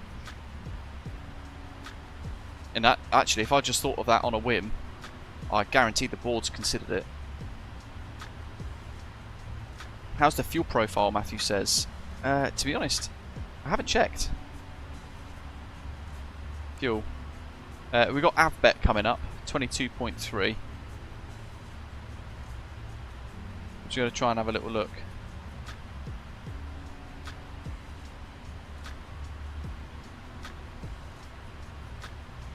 Yeah, see, Mr. Walsh, there we go. Aer Lingus will be good in the future. So it's him. He's the reason why Aer Lingus is in that IAG. And they've been nothing but problems for IAG. Especially now. AvBet. 19.2 tons of fuel on board, it says we should have. Looks pretty bang on then, to be fair. The step climbs have been really nice, Matthew, I've got to say. They've been really nice with what it's recommended, and it's gone alongside our optimums as well. So I've noticed that with the fuel profile that you've spent a lot of time doing, that we use on the virtual airline now at Osprey, I use that SimBrief profile for this as well. Its step climbs are pretty much in line with the optimums all the way, which I have noticed has been quite impressive.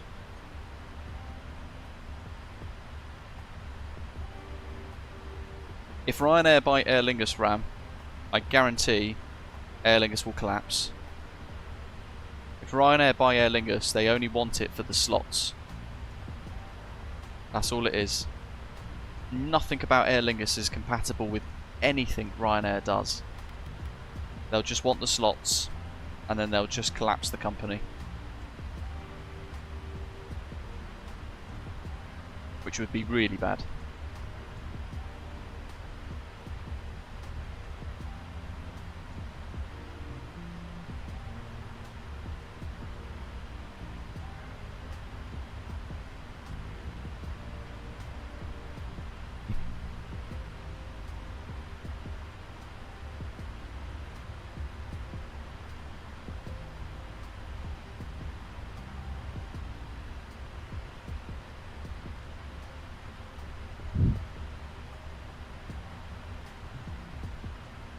There's our top of descent marker.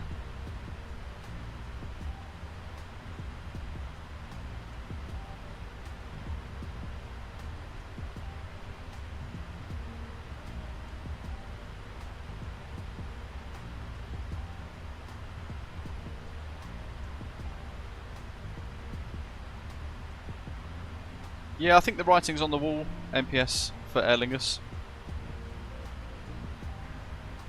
The pilots have really not helped stuff.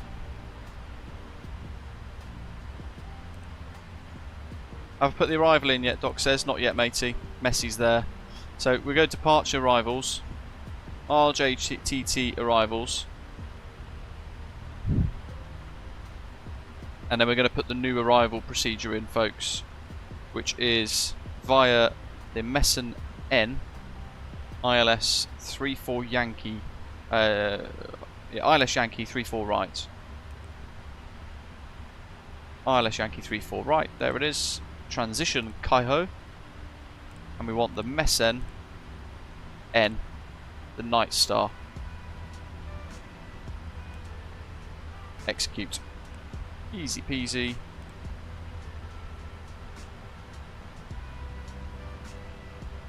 And Lalid there, look, this worked out quite nicely, because after Lalid, that's our top of descent marker, just before Anubu, but at Lalid we go back to econ speed. So at Lalid, we're going to turn time compression off, and we'll go back to 1 times speed. But in the meantime, we can still zoom along quite nicely. At Avbet, we want to check the fuel. And what was it, 19.2 at Avbet.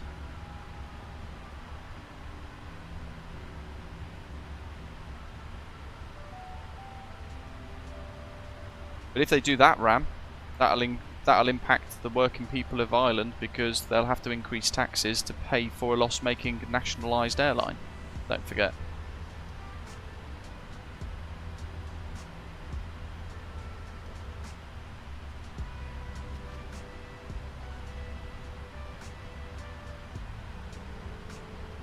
It is, isn't it? Look at that, 13.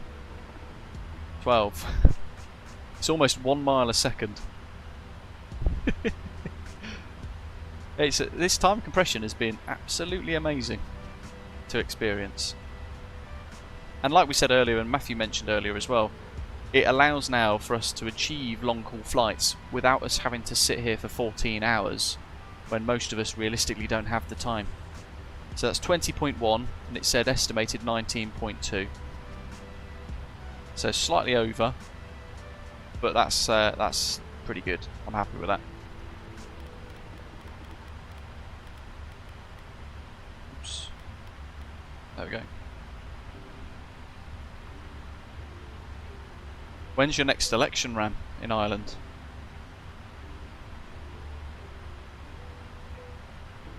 Have to bring the range rings in now. As we're zooming along, let's look at the charts because we'll be on this pretty quickly. So from Lalid now, we can change this route.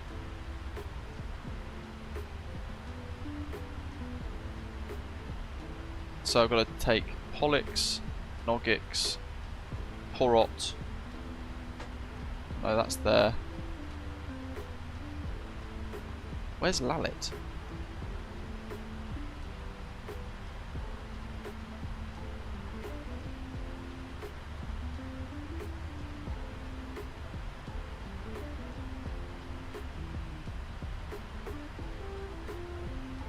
Lalid, Nogix, Lalid. Just changing the. Oops. Inubo. Enter. There we go. Let's change that. And then we're going to go Inubo direct Messi. For that Mess and night arrival. So over Utibo and then coming in through Tokyo Bay. Yokohama's going to be on the left. Mount Fuji's going to be on the left as well as we make our way in. It's going to look really good. Final approach though. We look at the star. Coming in from Messi, 246 degrees on the Messi night arrival. Utibo up 353 degrees to Umiki at or above 6,000 feet, and then arriving overhead Kaiho. Maximum speed 230 knots. We'll be a bit slower than that. We'll be nearer to about 200 knots. And that is because we're going to go onto the ILS Yankee runway 34 right. So from Kaiho at 4,000 feet now for this. Slightly different to the star. 4,000 feet down to Curvy, 2,000 feet. And then a short final at 6 miles. Crossing over the top of runway 23. It's a really cool arrival this is.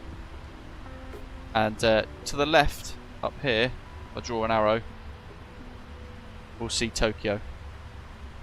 Like the centre of Tokyo. But yeah, definitely the best sightseeing approach. It's absolutely stunning. I love Japan. Love flying into Haneda, and the sim has got it rendered perfectly. Missed approach for this, climb on heading 337 degrees to 800 feet, and then we turn right, climbing to 3,000 feet outbound via the Haneda VOR on a radial of 091 degrees to Chiba, and we hold at Chiba. Transition levels flight level 140. Wonder if that's in the VNAV box. Yeah, transition level 140. Amazing. I'm going to put a fix ring in for the runway. Runway 34 right.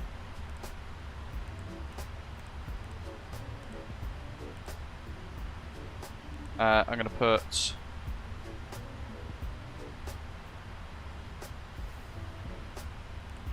$7 miles and 4 miles.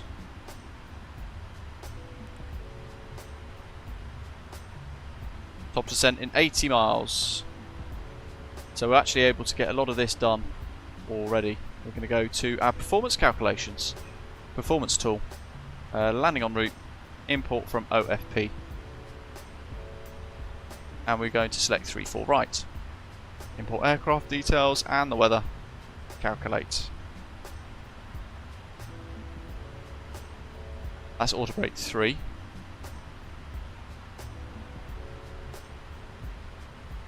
Auto brake 2. That is probably a good one. 3,360 meters, and that'll have us vacate around Charlie 9. I'm trying to think where our stand was actually when we were talking about it, Doc, earlier. Gate 141, which is, gotta find the taxi charts.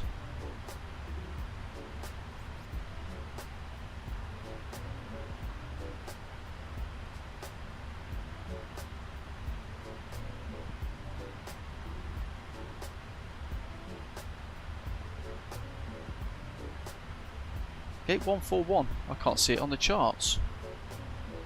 Oh. Crikey, it's all the way over there. Surely we're better to land on 34 left then. Oh well, too late, I'll put it in. Okay, Lalid's coming up now. We're going to go back to here, AutoCruise.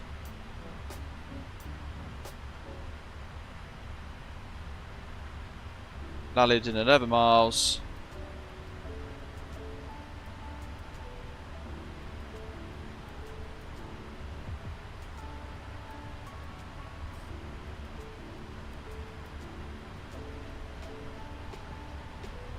I think Ian and Hergy, you guys are behind me now, so I'm going back to 1 time speed now.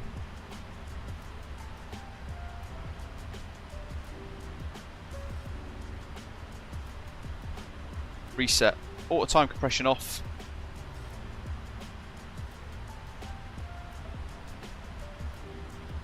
And we're back to 1 times. Happy days.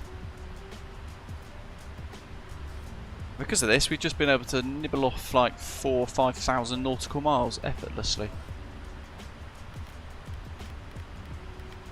I'm going to put that back on automatic.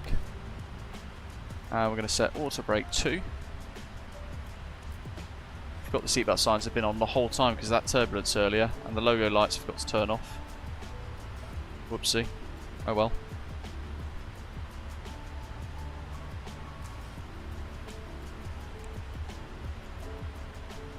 Okay, descent. Recall checked. We've done the notes, auto brakes set to 2, landing data, VREF and minimums, we need to do that next. So, we'll do flap 25,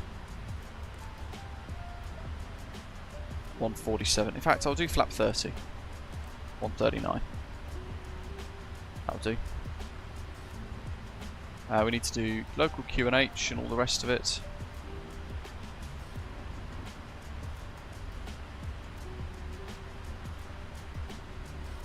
ATIS Information Hotel, ILS Zulu 34 left and 34 right approach, landings 34 left, 34 right, departing runway 5 and 34 right, 070 at 5 knots, visibility 10 kilometers, few clouds, 800 feet, scattered 1,500, temperatures 27 degrees, altimeter 2964. That's very low pressure, my goodness.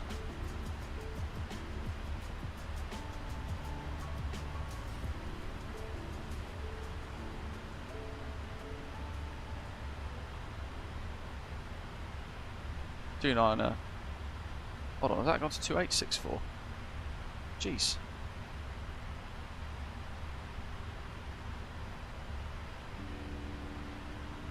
That's a bit better.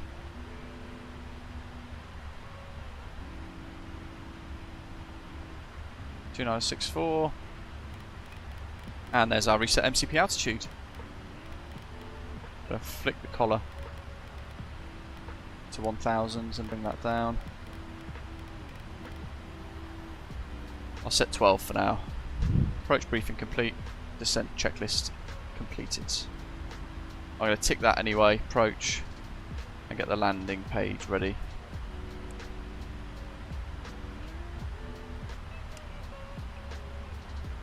Inobo. We're back on econ speed.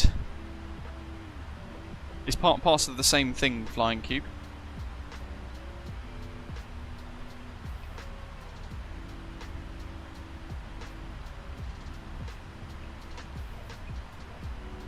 Alright, ready for it. And there's the land.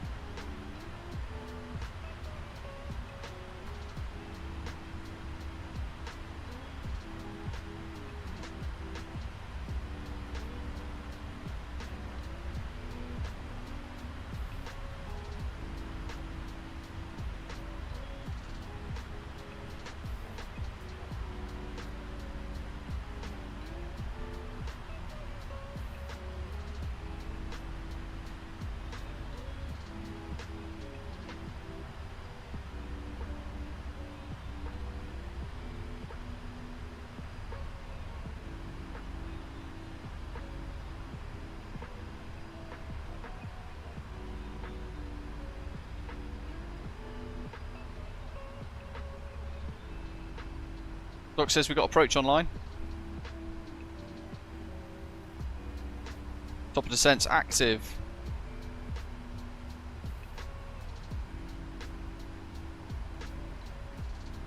I have to pin this chart. Where's it gone? Parking spots.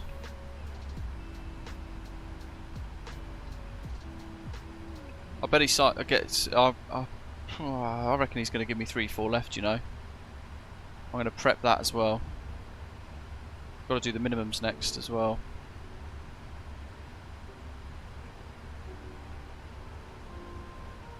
So Eyelash Yankee 3-4 right. The minimums for this 120. Decision altitude. We go to rad out. That is 100. Wow.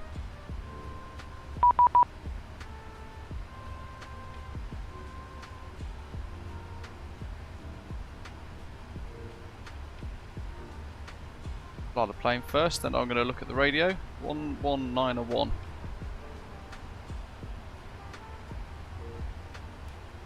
We've got approach.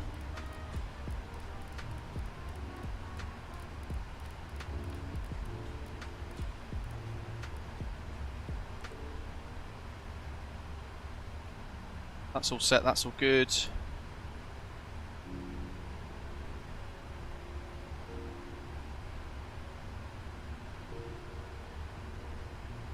Info hotel. Hotel altimeter 2964.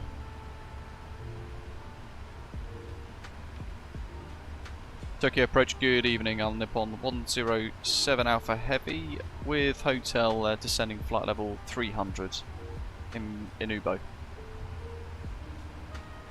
Report 107 Alpha, Tokyo approach, good evening. Clear by msfs night arrival, descent level 170. Cleared Mesa night arrival, descend flight level 170 on Nippon 107 Alpha Heavy.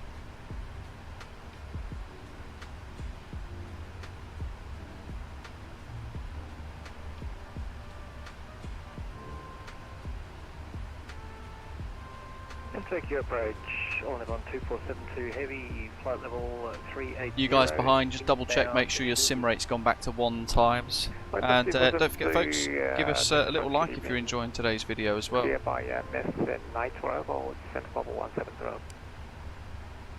Cleared by the Mesa night arrival and... So real life time now is all the way down here. So actually if we wind the time,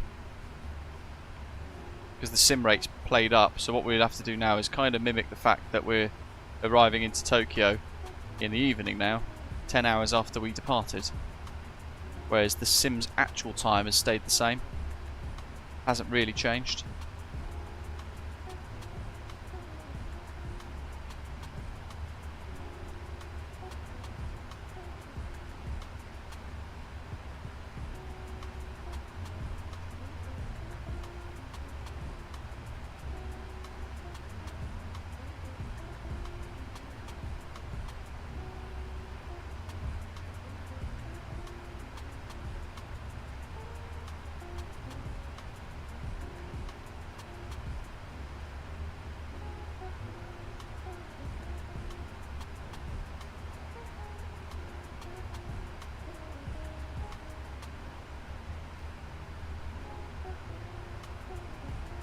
Oh, that's messing there. 20 nautical miles.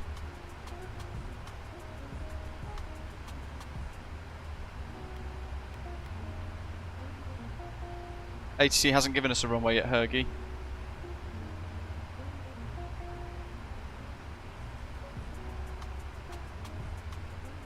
I'm trying to time the sunset ram very carefully. If it was dark, this is live time at the moment, look. Can't see a chuffing thing. We're in a flight simulator though, so we can wind it back and enjoy the views by just turning the time to something visible.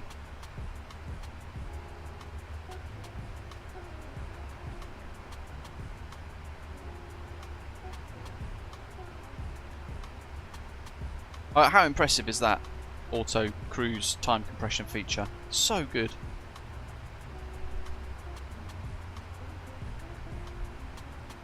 Yeah, that's a good point actually, Matthew, there, saying the fly-by-wire A380 will be slightly disappointing if it doesn't feature a time acceleration like this does.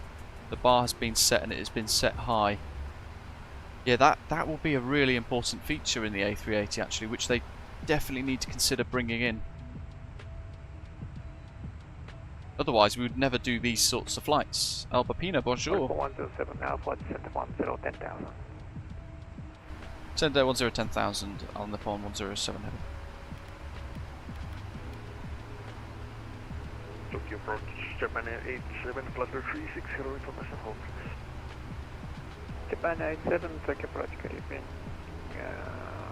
Yeah, it's not for everybody. Expect Some people just will never use time acceleration. But it's a feature I wanted to definitely at least try once. And I think it works really well. I don't have the time or the patience to sit for 12 hours. Yeah, from 3-4 Yankee ILS, so for 3-4 left ILS Yankee. 107 Alpha, thank you. Expect Yankee 3-4 left. We'll go on up on 107 Alpha. Japan 87, regressing descent. Japan 87, 50170. Flutter 170, Japan 80.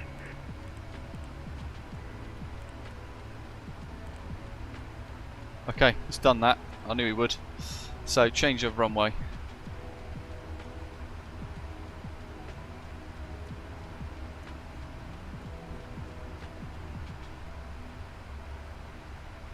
And change of minimums. Decision altitude 218.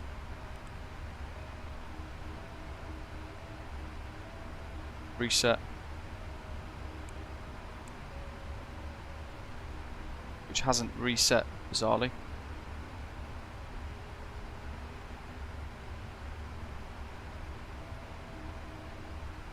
From 2472, expect IS0 runway 34 right, and expect vector to Kakao. Maintain present heading. Expect vector to Kakao, descent and maintain 10,000.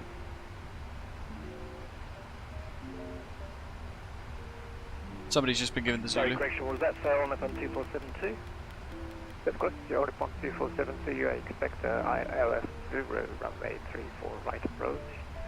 And expect fade right vectors, so maintain 10,000, maintain present heading. ILS Zulu, expect vectors, maintain current heading and flight level to altitude of 10,000 flight. All level 2472 heavy. Yeah, see, I'm always against that as well, MPS. Japan 87 flight. I can't. 240. I don't want to boot my sim up ILS Zulu runway 34 left. and walk away from it for 12 hours and then come back to it.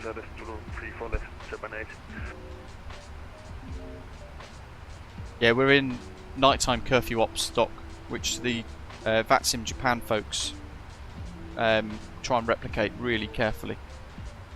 But he's also there's a 3 or 4 aircraft coming at the same time, which wouldn't happen during the night curfew. Ultimately. 皆様、着陸態勢に入りました。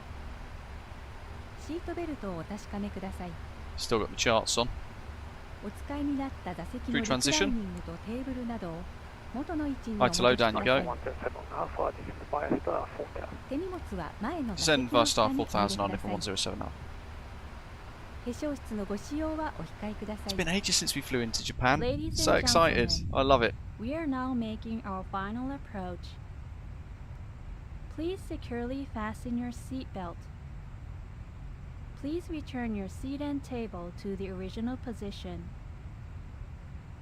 Please place your baggage under the seat in front of you. Please refrain from using a lavatory. Thank you. Navrad.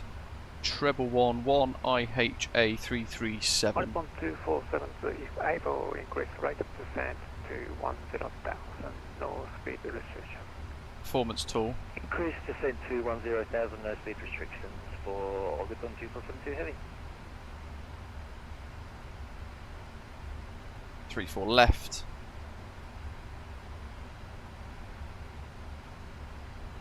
Okay, that's fine. We'll stick with the plan. Utibo.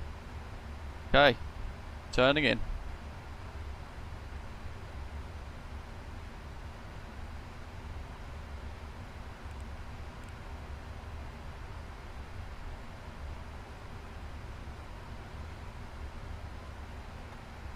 A little bit of speed brake to help the aeroplane.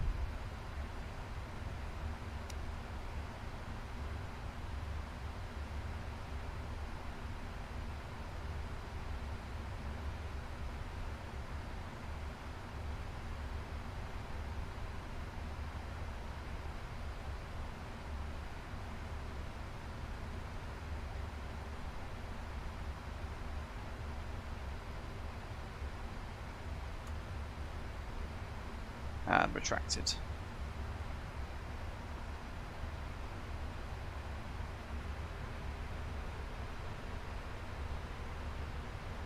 Audubon 2472, descend 4000. Descend 4000, Audubon 2472 heavy.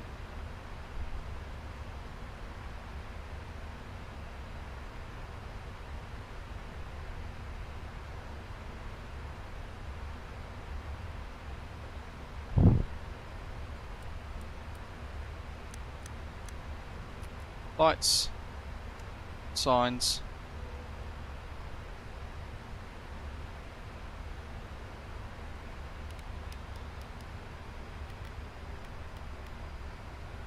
There's Mount Fuji. Look at that.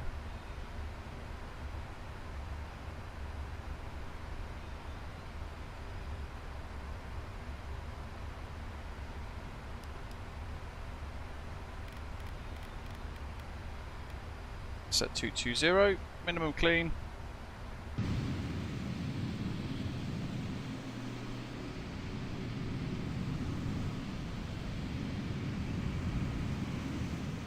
And there's Tokyo Bay. Just want to try if I can maybe get this round here.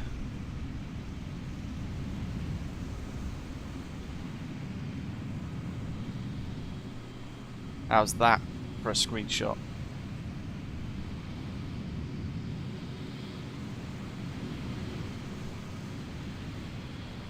Really good.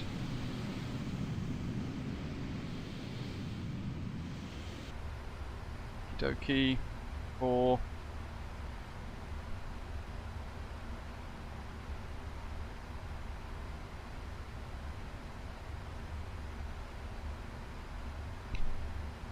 That's good, that's set. Quick check on Volanta. Make sure I got that screenshot I put on there. Look how effortless that time acceleration was. Really cool. And fine, so it's 240 knots at the minute I'm still happy with, but bearing in mind we've got to decelerate pretty quickly soon. So I'm going to use speed brake momentarily. Audubon 107 Alpha, clear for the ILS Yankee runway 34 left. Cabin secure. Cleared ILS Yankee 34 left approach on the 107 Alpha Heavy.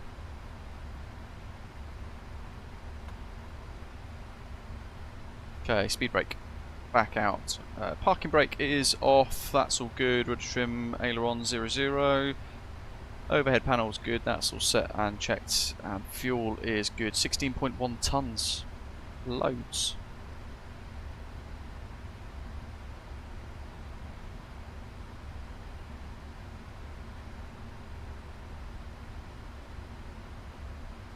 Audubon 2472, If I go to these nights, so that the Tokyo would in real life be really visible, but it's not at the moment.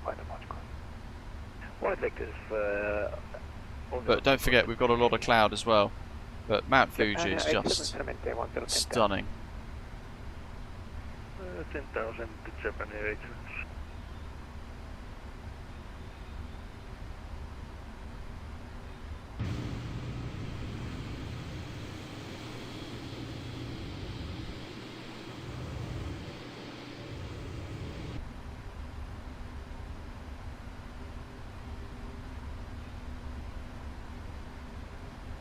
Actually says get that screenshot on the PMDG forum. Okay, let's go flap 5. Audubon 2472, channel left heading 100. 100-2472.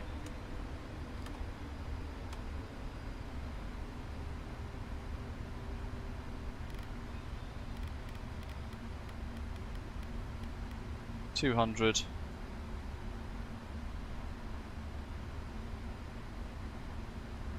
Parallel 42's Flow Pro, Marc-Andre. What's the time on now? It's about there, isn't it? So let me go to this. There we go. The vastness of it. Mount Fuji just sat proud in the backdrop watching over everybody in Tokyo, and my Sims just froze. And we're back. 7 off your mount, which is very beautiful, and the contact tower on 118.1. Have a good day. Contact tower 118.1. Thank you for the ATC. Arigatou gozaimasu. Arigatou gozaimashita. Good day. Yes. Love it.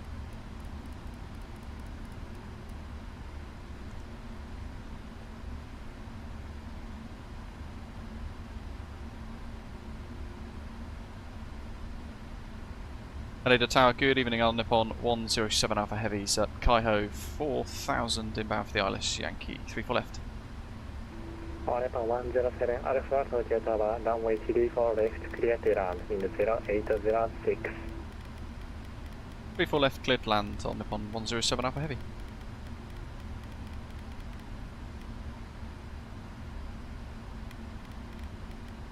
Flat 5 speeds 180, that's what we want for establishing. Continuing down to 2,000 feet.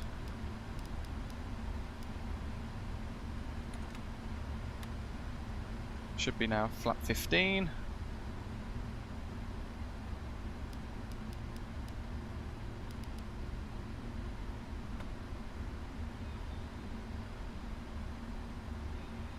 That's all good. We got that cabin secure a moment ago.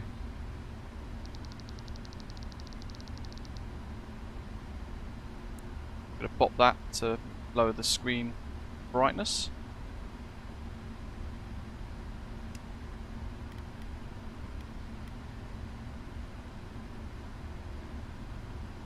So now we're below the glide slope, just above flat 5 speed,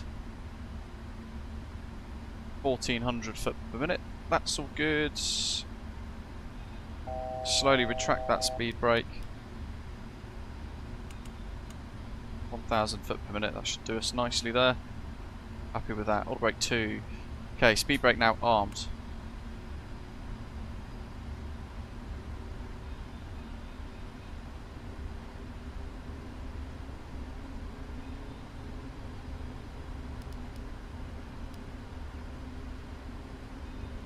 $180.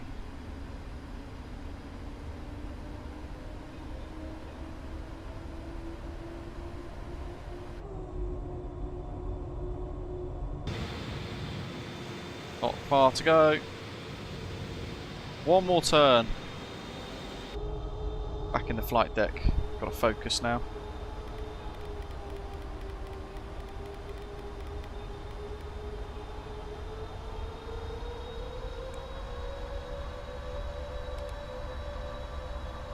And there is Haneda. Get down.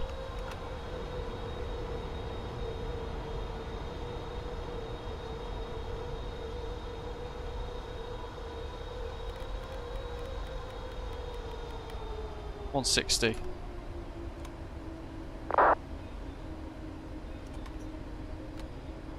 Lap 30. Locks active. Captured. Glide slopes armed.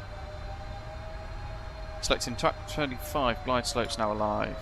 Full flap.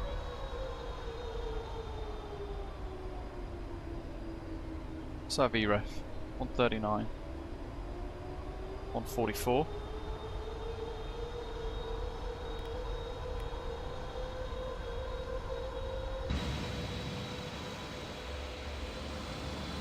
Mount Fuji guiding us in.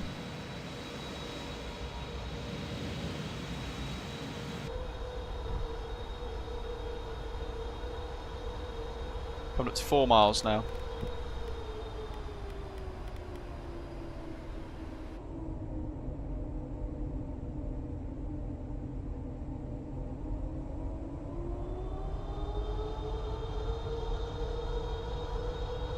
There's that little island.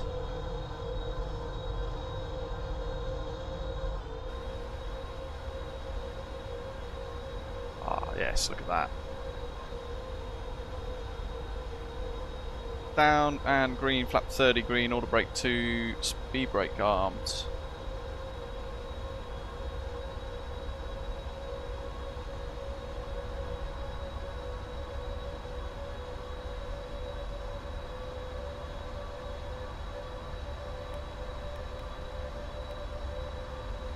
My controls.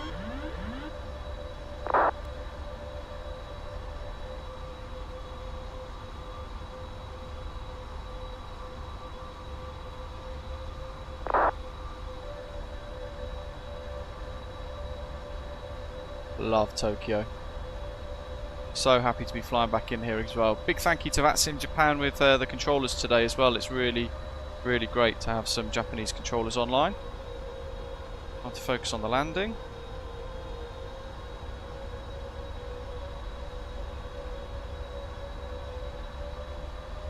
Plus 100.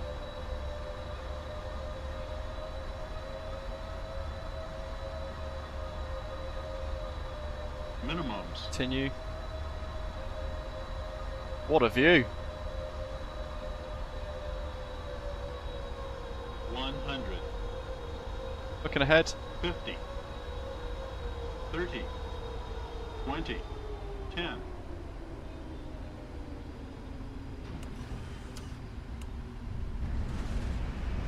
Touchdown. Towards the end of the touchdown zone, but we nailed it. First screen. Get my charts up there so I know where we are. Manual braking now. Alpha 107 Alpha, you report Jet ANA. A request to gate 141 please on Nippon 107 Heavy. Alpha 107, turn left, continue taxi via Lima. Okay, continue taxi via Lima on Nippon 107 Alpha Heavy, thanks. Lima's left. 213 foot per minute. 1.16 G. In the touchdown zone, which we're happy with as well.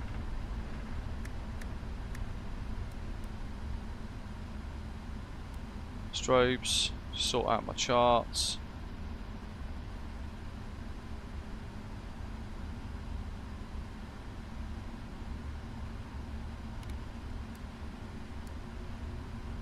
And flaps.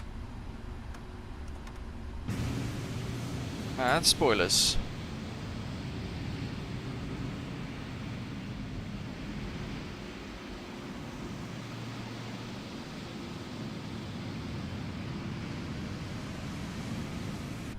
Yeah, it'll only credit us for a little bit of the journey because we haven't done a 14-hour flight.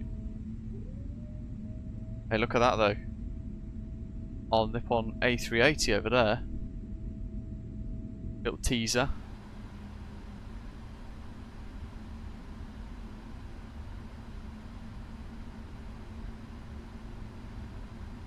Right, let me just catch up on the live chat. All enjoying the Tokyo backdrop there, which is nice. 107 Alpha, continue taxi via Lima, Papa in T-spot.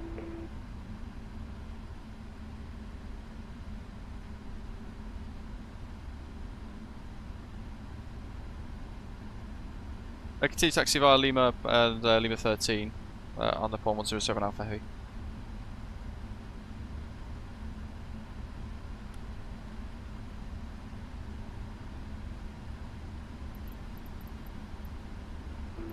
Alpha 107 Alpha, verify taxi via Lima, Papa 10, T-spot 141.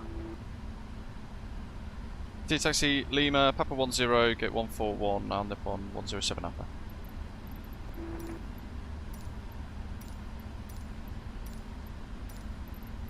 Well, 141.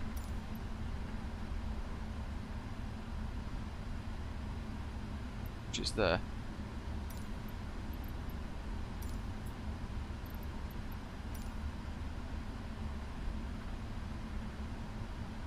Checklist incomplete. What's it going to tell us now? Pre-flight, that's why. We haven't got to the pre-flight yet, that's why. Just had to put the rest of my headset on there so I could hear properly. Okay, so what do we got here?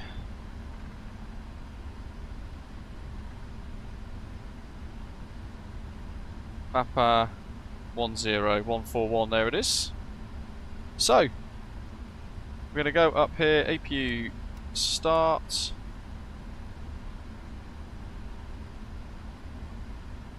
Taxi lights, nose lights, that's all set. Strobes are off. Nav and wing.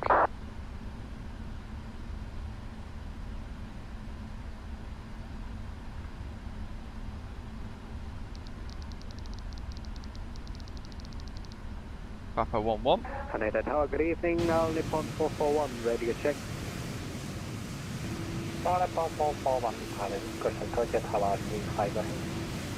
Readability 5, thanks. All Nippon 441.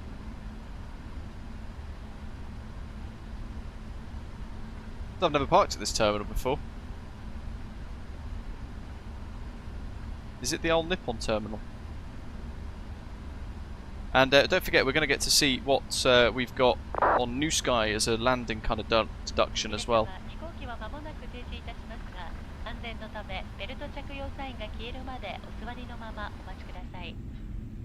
Ladies and gentlemen, the aircraft will come to a stop in a moment. However, please keep your seatbelt fastened whenever the captain has turned off the seatbelt sign. Thank you.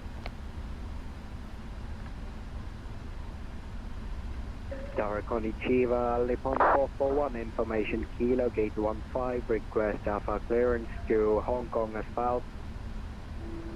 All Nippon 441, standby clearance and expect early base here for question route. Oh, they've got the nighttime emissives in the 777. Absolutely nailed as well, haven't they? Andre, it's Luke Airtool, lukeairtool.net. It's a really good bit of freeware. You get lots of cabin announcements from various airlines. It's not massively complete. There's a lot missing, but there are a few that are fantastic, like the All Nippon Airways one.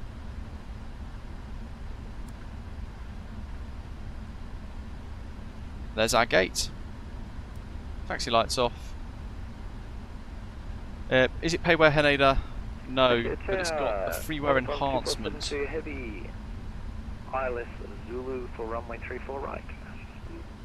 All Nippon 2472, Tokyo Tower, runway 34 right, clear to land, 0806. Clear to land for runway 34 right. All Nippon 2472 heavy. Taking it big and wide. Haneda double Japan 87, ILS Zulu 34 left. There's a parallel approach going on. 87, Tokyo Tower, runway 34 left, clear to land, wind 0806. 34 left, clear to land, Japan 87.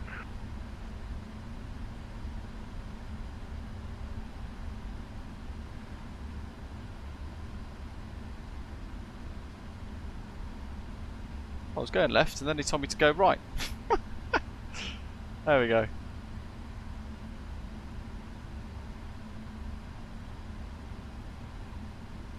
That's insane, isn't it? Look at that, Doc. So that's why we use time acceleration.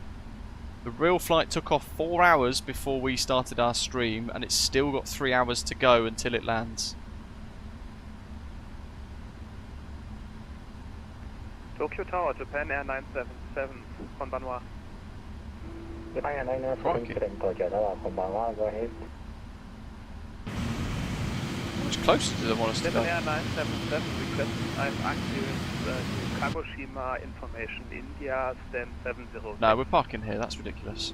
Japan Air Parking brakes on. 977, clear to Kagoshima Airport, steer Laksa 3 departure. Fuel control either run. Maintain flight to level off. 300, expect earlier 360, squawk 1305.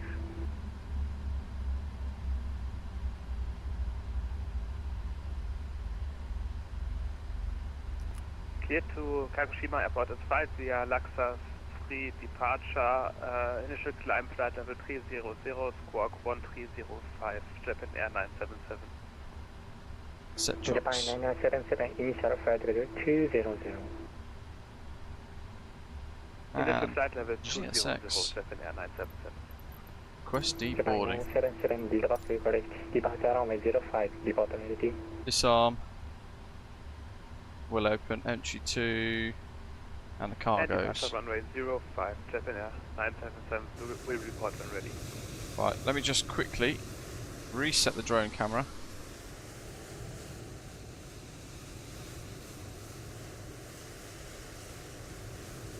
Look how low that cloud is.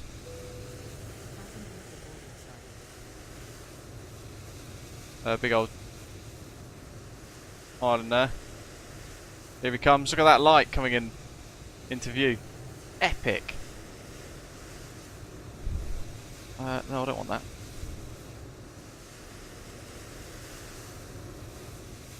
Music.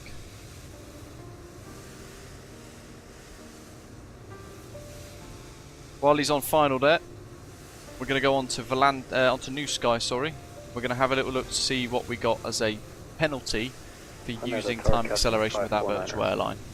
So it is enabled with us. I'm going to close the flight. I'm going to put it in night mode first, actually. I'm going to close the flight. Look at that, we've got a mega loss on an otherwise insanely profitable route. But we've got a 10 out of 10.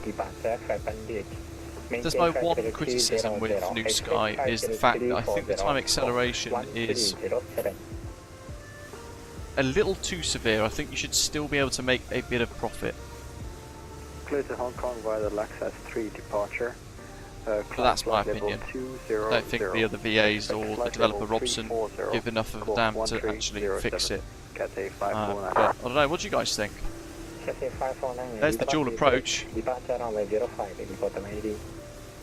Runway 05 will call you ready, Cathay 549, arigato.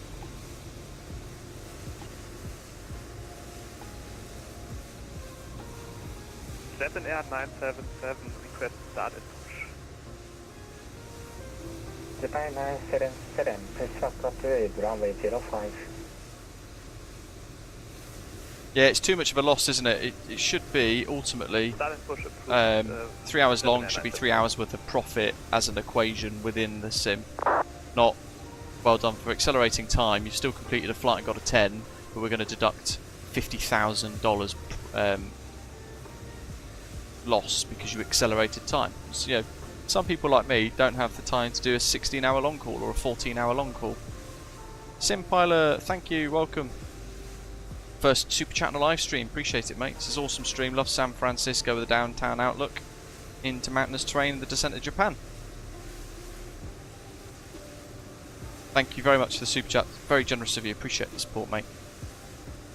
Rab, have a good one, matey. Super slow final. There's Ian in the backdrop. Invected to his final there for spacing and stuff. Really great work from ATC. Awesome stream. Loved San Francisco with the downtown outlook and the vast ocean views into the mountainous terrain on the descent over Japan. Excellent use of the time compression and aircraft decision with the Pokemon ANA. Appreciate it. 777 squad inbound. If we're quick enough, we can spot both landings.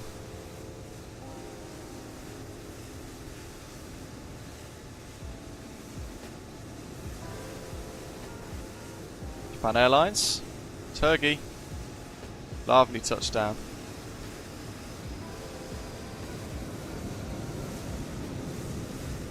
There's the Tokyo Tower. And we quickly go up. Here comes Ian. There's another reminder. Tomorrow's going to be the last day that you can buy a raffle ticket to win my Turtle Beach Velocity 1 flight yoke. So if you want to be in with a chance to win, you just got to buy a raffle ticket, £10 a ticket, and you get yourself a chance to win an awesome bit of hardware. He's over the final approach lights.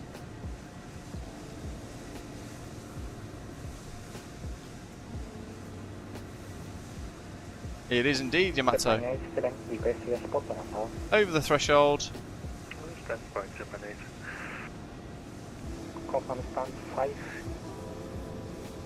Awesome touchdown. Yeah, we can take stand 5, Japan 8. One of the big bridges. There it is again. Stand 5, Royal Flight 6678.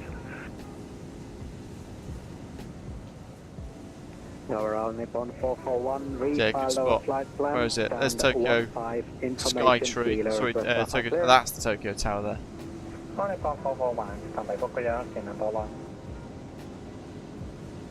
So there we go.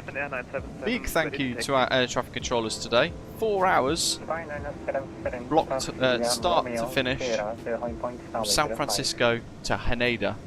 Otherwise would have taken 10 hours, but we've managed to zip all the way across to Tokyo using time acceleration, a really cool feature in the PMDG 777 which works remarkably well. Big thank you to our air traffic controllers here in Haneda for providing us with some remarkable air traffic control on the way in. There's beautiful Japan, and now we're high enough. Maybe a bit too high because now we're inside the cloud. Hopefully we can see a little bit of Mount Fuji